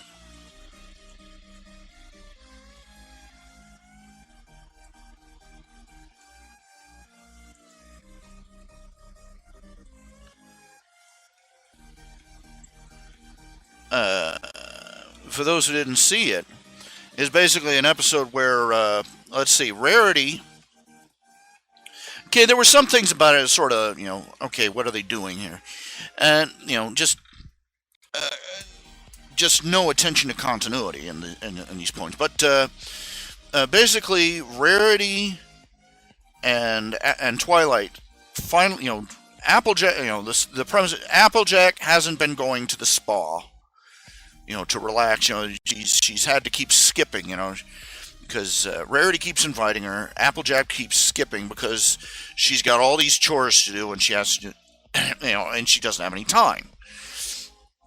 Finally, anyway, they finally talk her into it. They got Twilight to take over the job of slopping the pigs, just so that Rarity could take Applejack to the spa, to relax for just an hour.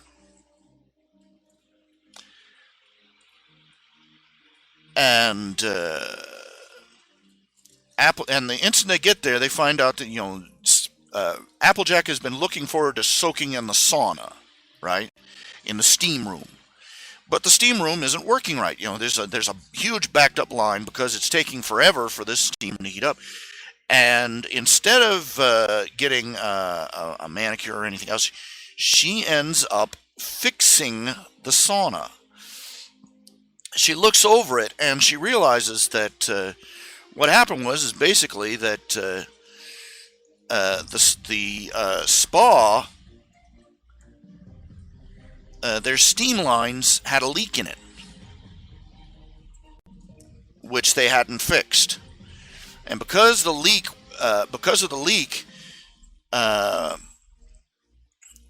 they basically boiled down to because of the steam leak, it was taking too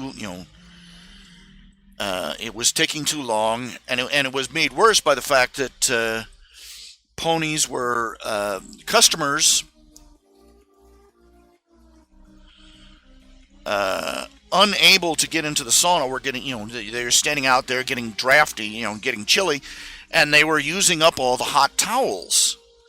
And so they were having to wash these towels and heat, and throw them in the dryers and heat them up over and over and over, which was costing them even more steam.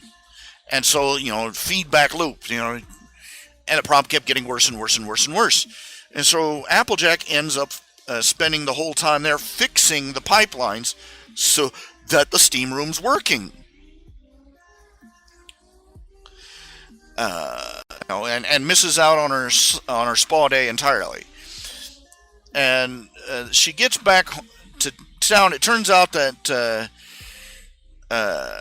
Twilight, they gave Applejack gave Twilight a list of instructions on how to feed the pigs, and it's like 10 feet long, and it's got all these ridiculous steps. And even Twilight, list junkie extraordinaire, is going, "What the hell is this?" And they never actually get to feed the pigs. And Applejack starts running through the list. She says, "Oh well, I'll have to do it myself." And she's doing all these ridiculous rigmarole, even as she's saying, that the problem with the spa is that they let things go, and they got into this habit, and well, anyway, she realizes that Applejack realizes when Twilight and Rarity point out to her that half the things she's doing are fixes for problems she no longer has. She had to open and close the gate 2 times because it used to have a horrible squeaky hinge, and but the hinge was fixed years ago. But she's still doing, opening and closing this gate, and she's still going through all these ridiculous steps just to feed the pigs because she's gotten into a habit. Dealing with problem, just rather than fixing the problems, she just gets into a habit of working around, and she ends up with, and it turns out they go through a day and they find out that all her chores, she's got all these little rigmarole steps that she goes through that she does to deal with problems that aren't problems anymore. Just things that have become habit. Things that used to be necessary, but no longer have any meaning. And and they save her hours and hours and hours of time, right? When they're all done.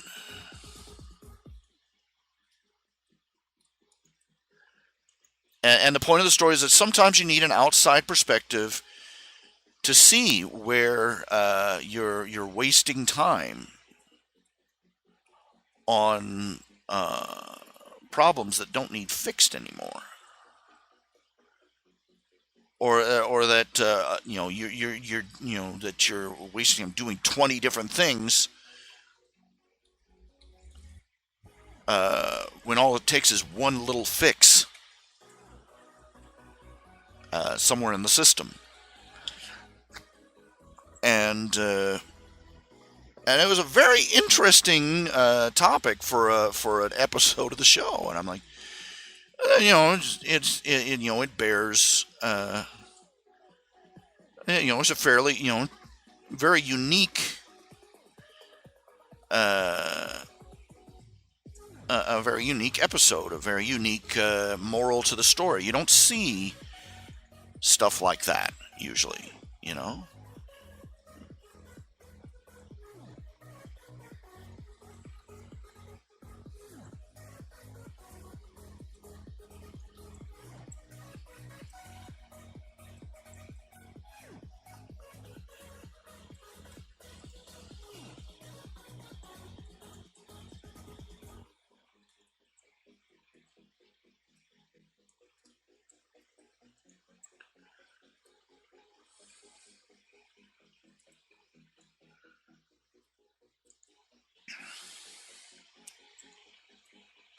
It's a very useful life lesson.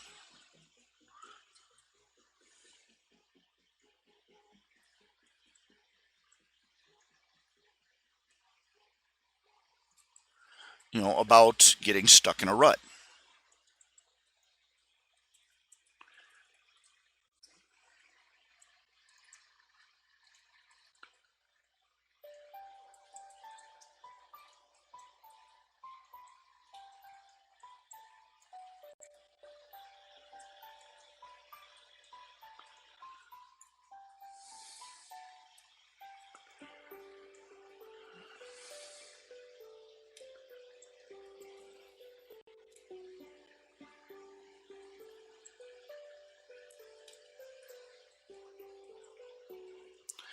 kind of gets me. Okay, she's an alicorn. Okay, you're gonna have an alicorn princess slop the hogs.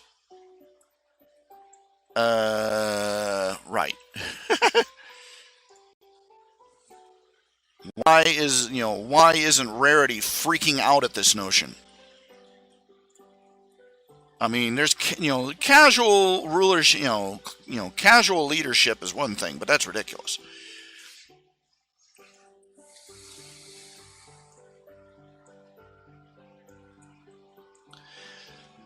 And they had Rarity at they had Rainbow Dash rather at the spa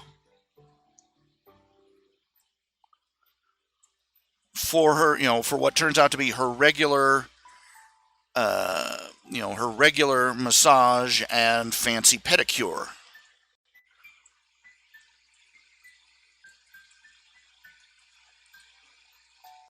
And I'm like, new writer.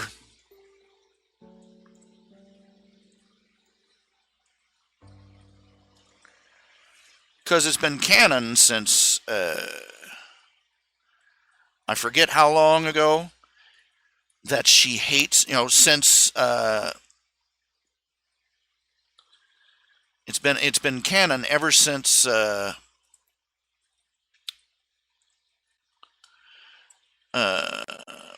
Gossip. No, not Bridal Gossip, but the episode with Gabby Gums.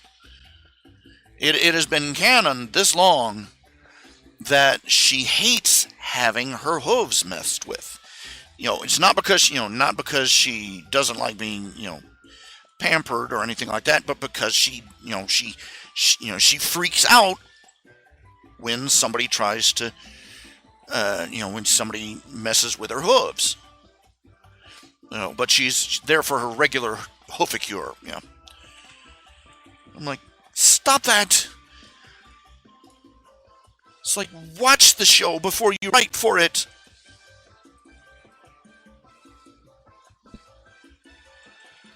It's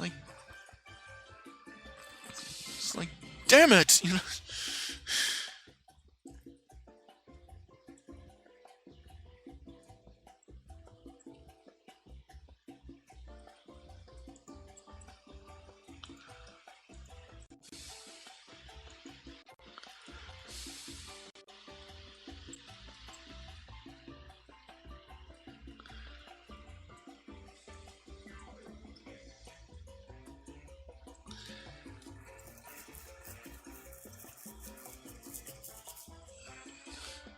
Yeah, a lot of the episodes this season 6 has been idiot ball episodes.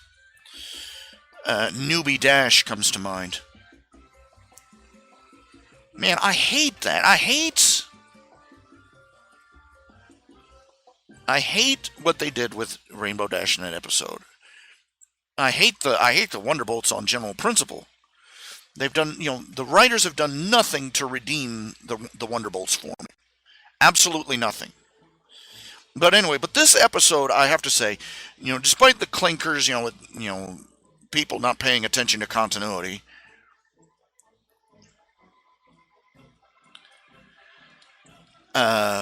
this was a rather intelligent episode. It was an intelligent topic. And it's unusual to see somebody, to see a show, especially a children's show, dealing with such a basically abstract concept.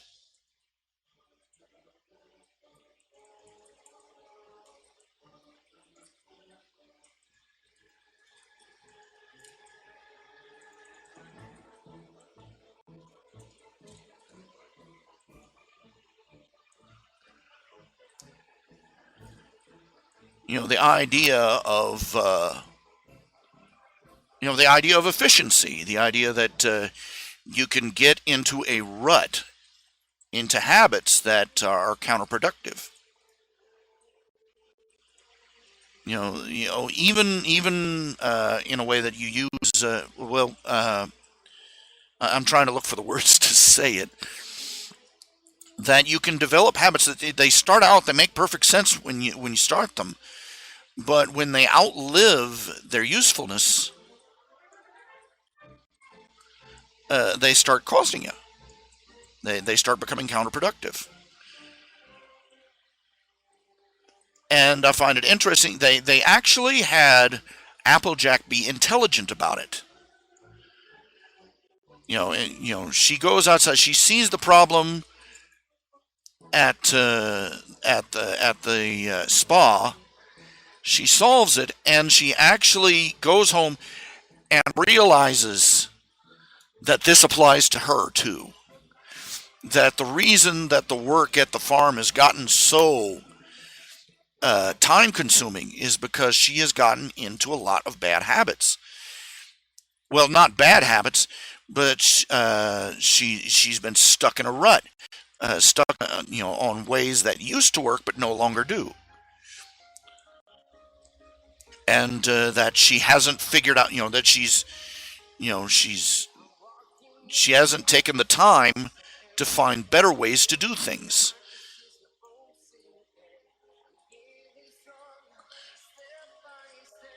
And the way they normally portray a traditionalist Applejack, you figure she's going to fight any change that her friends try to make. But she's the first one that she's the first one that gets the idea, and they have a montage where her friends help her out, figuring out the problems, the reasons that all her chores have gotten so time consuming. And it turns out that a lot of it's simple things that added up.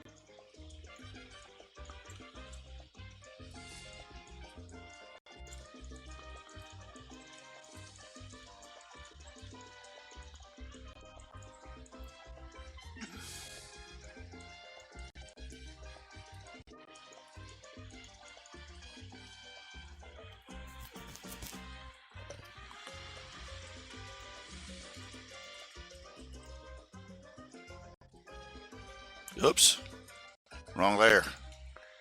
There we go.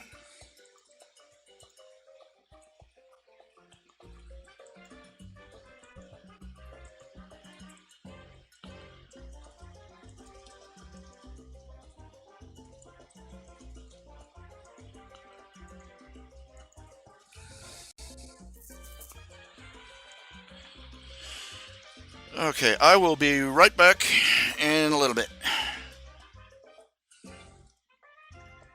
I gotta go tinky.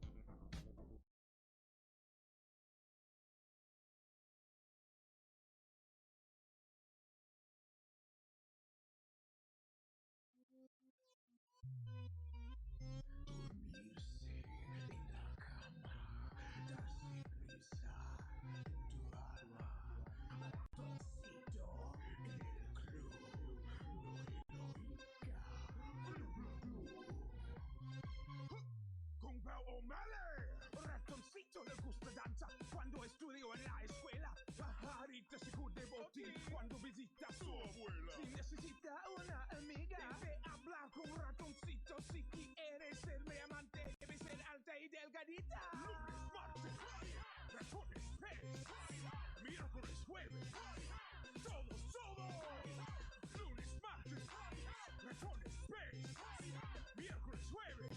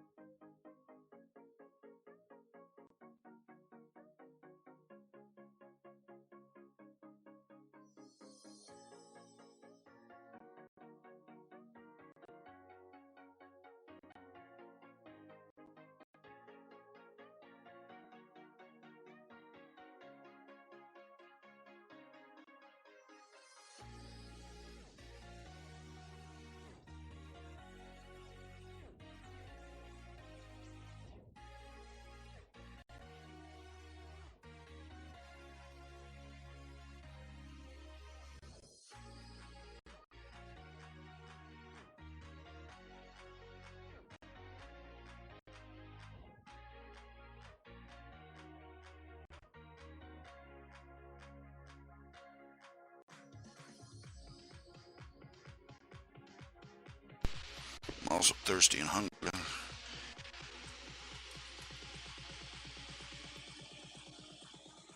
I have to run into the kitchen in a little bit and make a sandwich or something.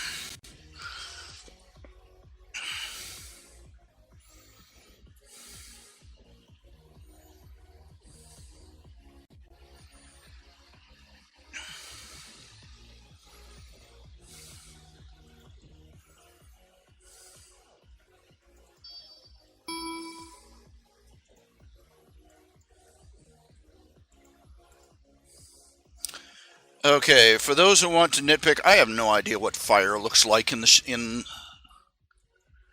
in space, so I'm faking it.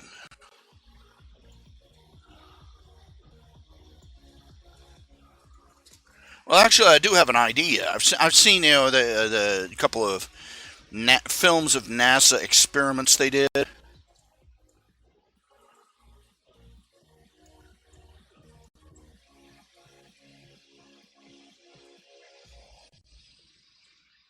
Very interesting look. Very interesting looking.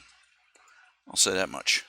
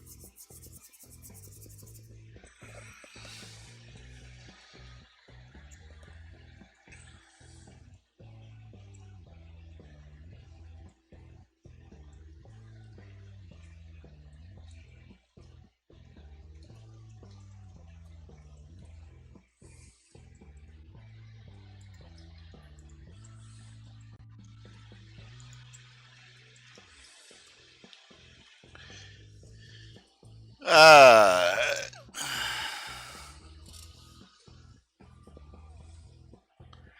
let's see. What is it? Okay, Kruger. Usually, the reality of it, from what I understand, is pretty much it doesn't. What are you talking about? I'm sorry, you lost me somewhere in that conversation. What are you talking about? I just need to know. I'd like to know.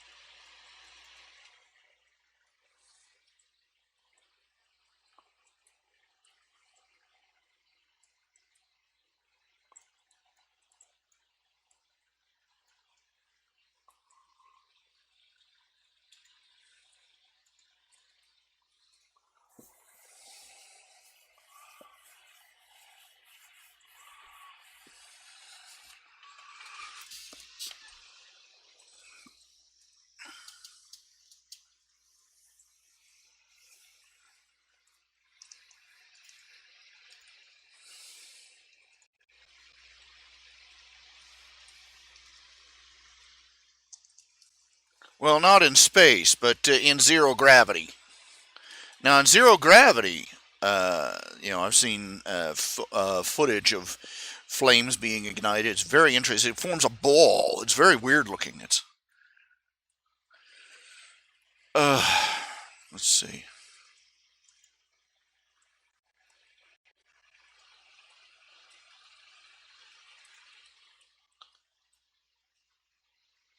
And that was the whole library, doggone.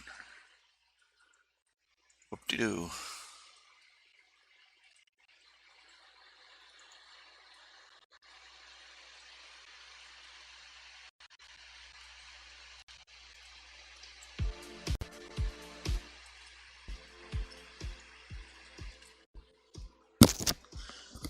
This is from the YouTube audio library. It's keep advertising it is free, royalty free and everything. And they keep people tagging my videos. We're checking you for copyright. Jerks. Whee! Screensaver. Yay.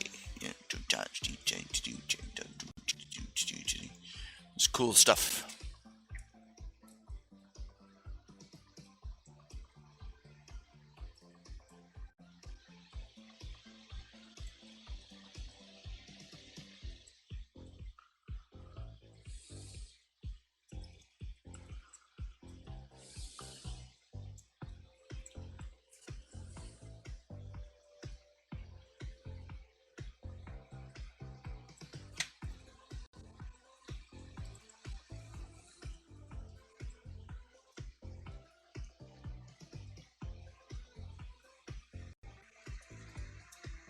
I hate going to the doctor. It's not that I mind, visiting the doctors. I hate the trip. I hate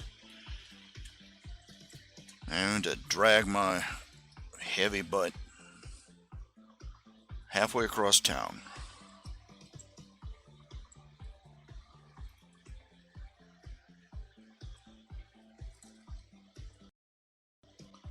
For this shit, I just hate it.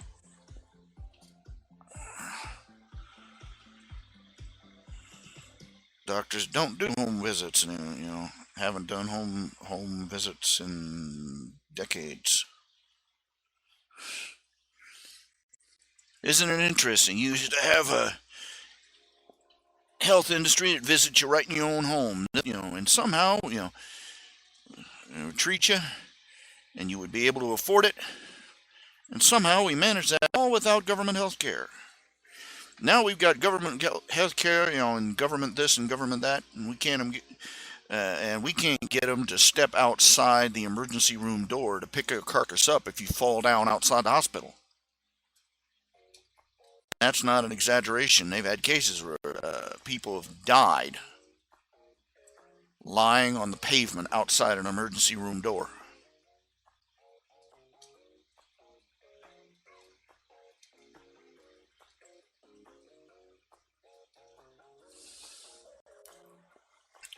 When I was a little bitty boy, my dad was looking into becoming a missionary in Peru.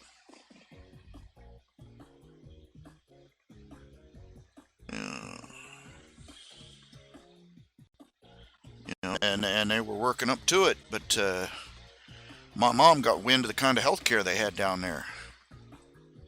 They wouldn't treat you until you handed them money. Basically that the health care down in Peru was like the health care we got up here now, so far as payment and service and everything else. And she said no. She had me, and she was looking to have another baby, and she said, and she she made it very obvious that she was not happy with the idea of going down to this third world country.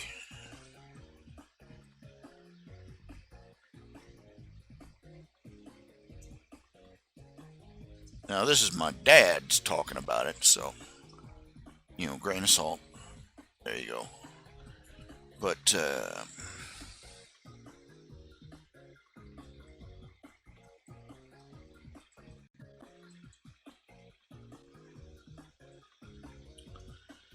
there you have it.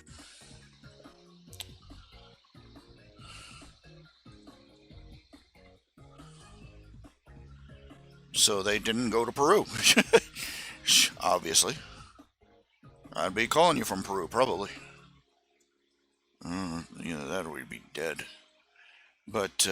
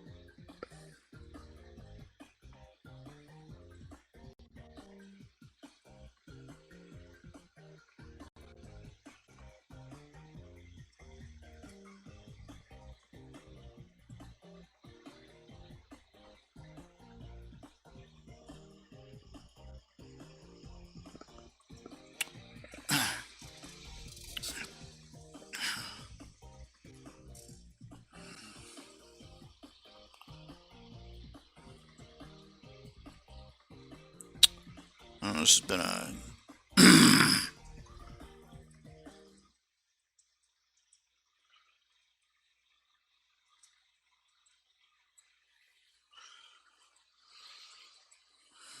Ouch.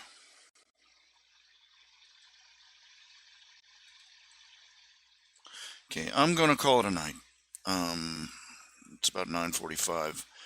I'm a little bit ground under.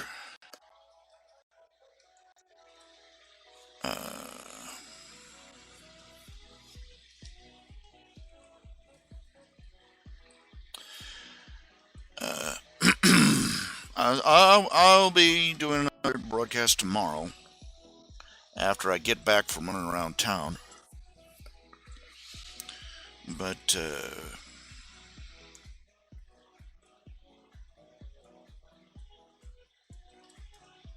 and I'd like to say, I just again, I want to apologize to all you. Um, the I am still working. I am not stopped working on the probability bomb.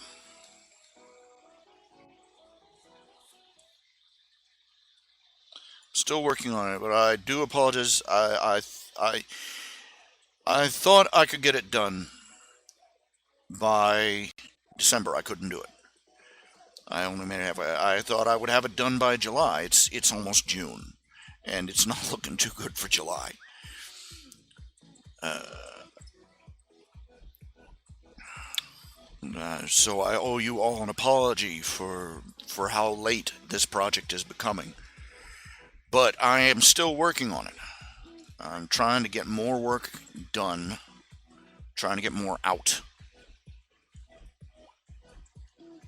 Once I finish the comic itself, then I have to do the gallery of all the characters, of all the people who donated. Many of those have to be hard copies, which I will be mailing. Then I have to order the books, sign the books, mail the books again. It is going to be a slow, laborious process, to say the least.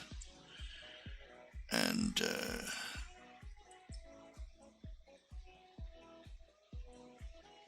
but I will keep plugging at it. But I do want to say my sincerest apologies for not accomplishing the deadline that I set.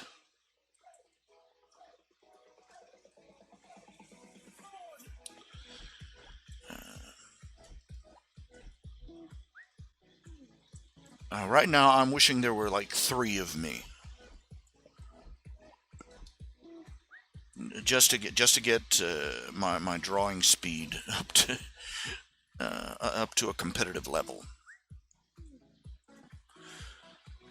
And if there's anything that I would ask to pray for is, if I would ask anything of God, willpower and determination, willpower, self-control, stick-to-itiveness. Because frankly, without willpower, you haven't got anything. You're not going to be able to accomplish anything. You'll not get anything done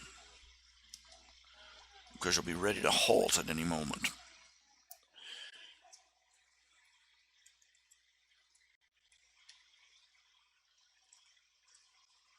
So if you do, say a prayer for me, because good Lord knows I am. You all take care of yourselves, and keep each other in mind in your prayers too. As always, I'm always taking commissions, always taking donations, and I will try and be back on the air 6 p.m. tomorrow evening.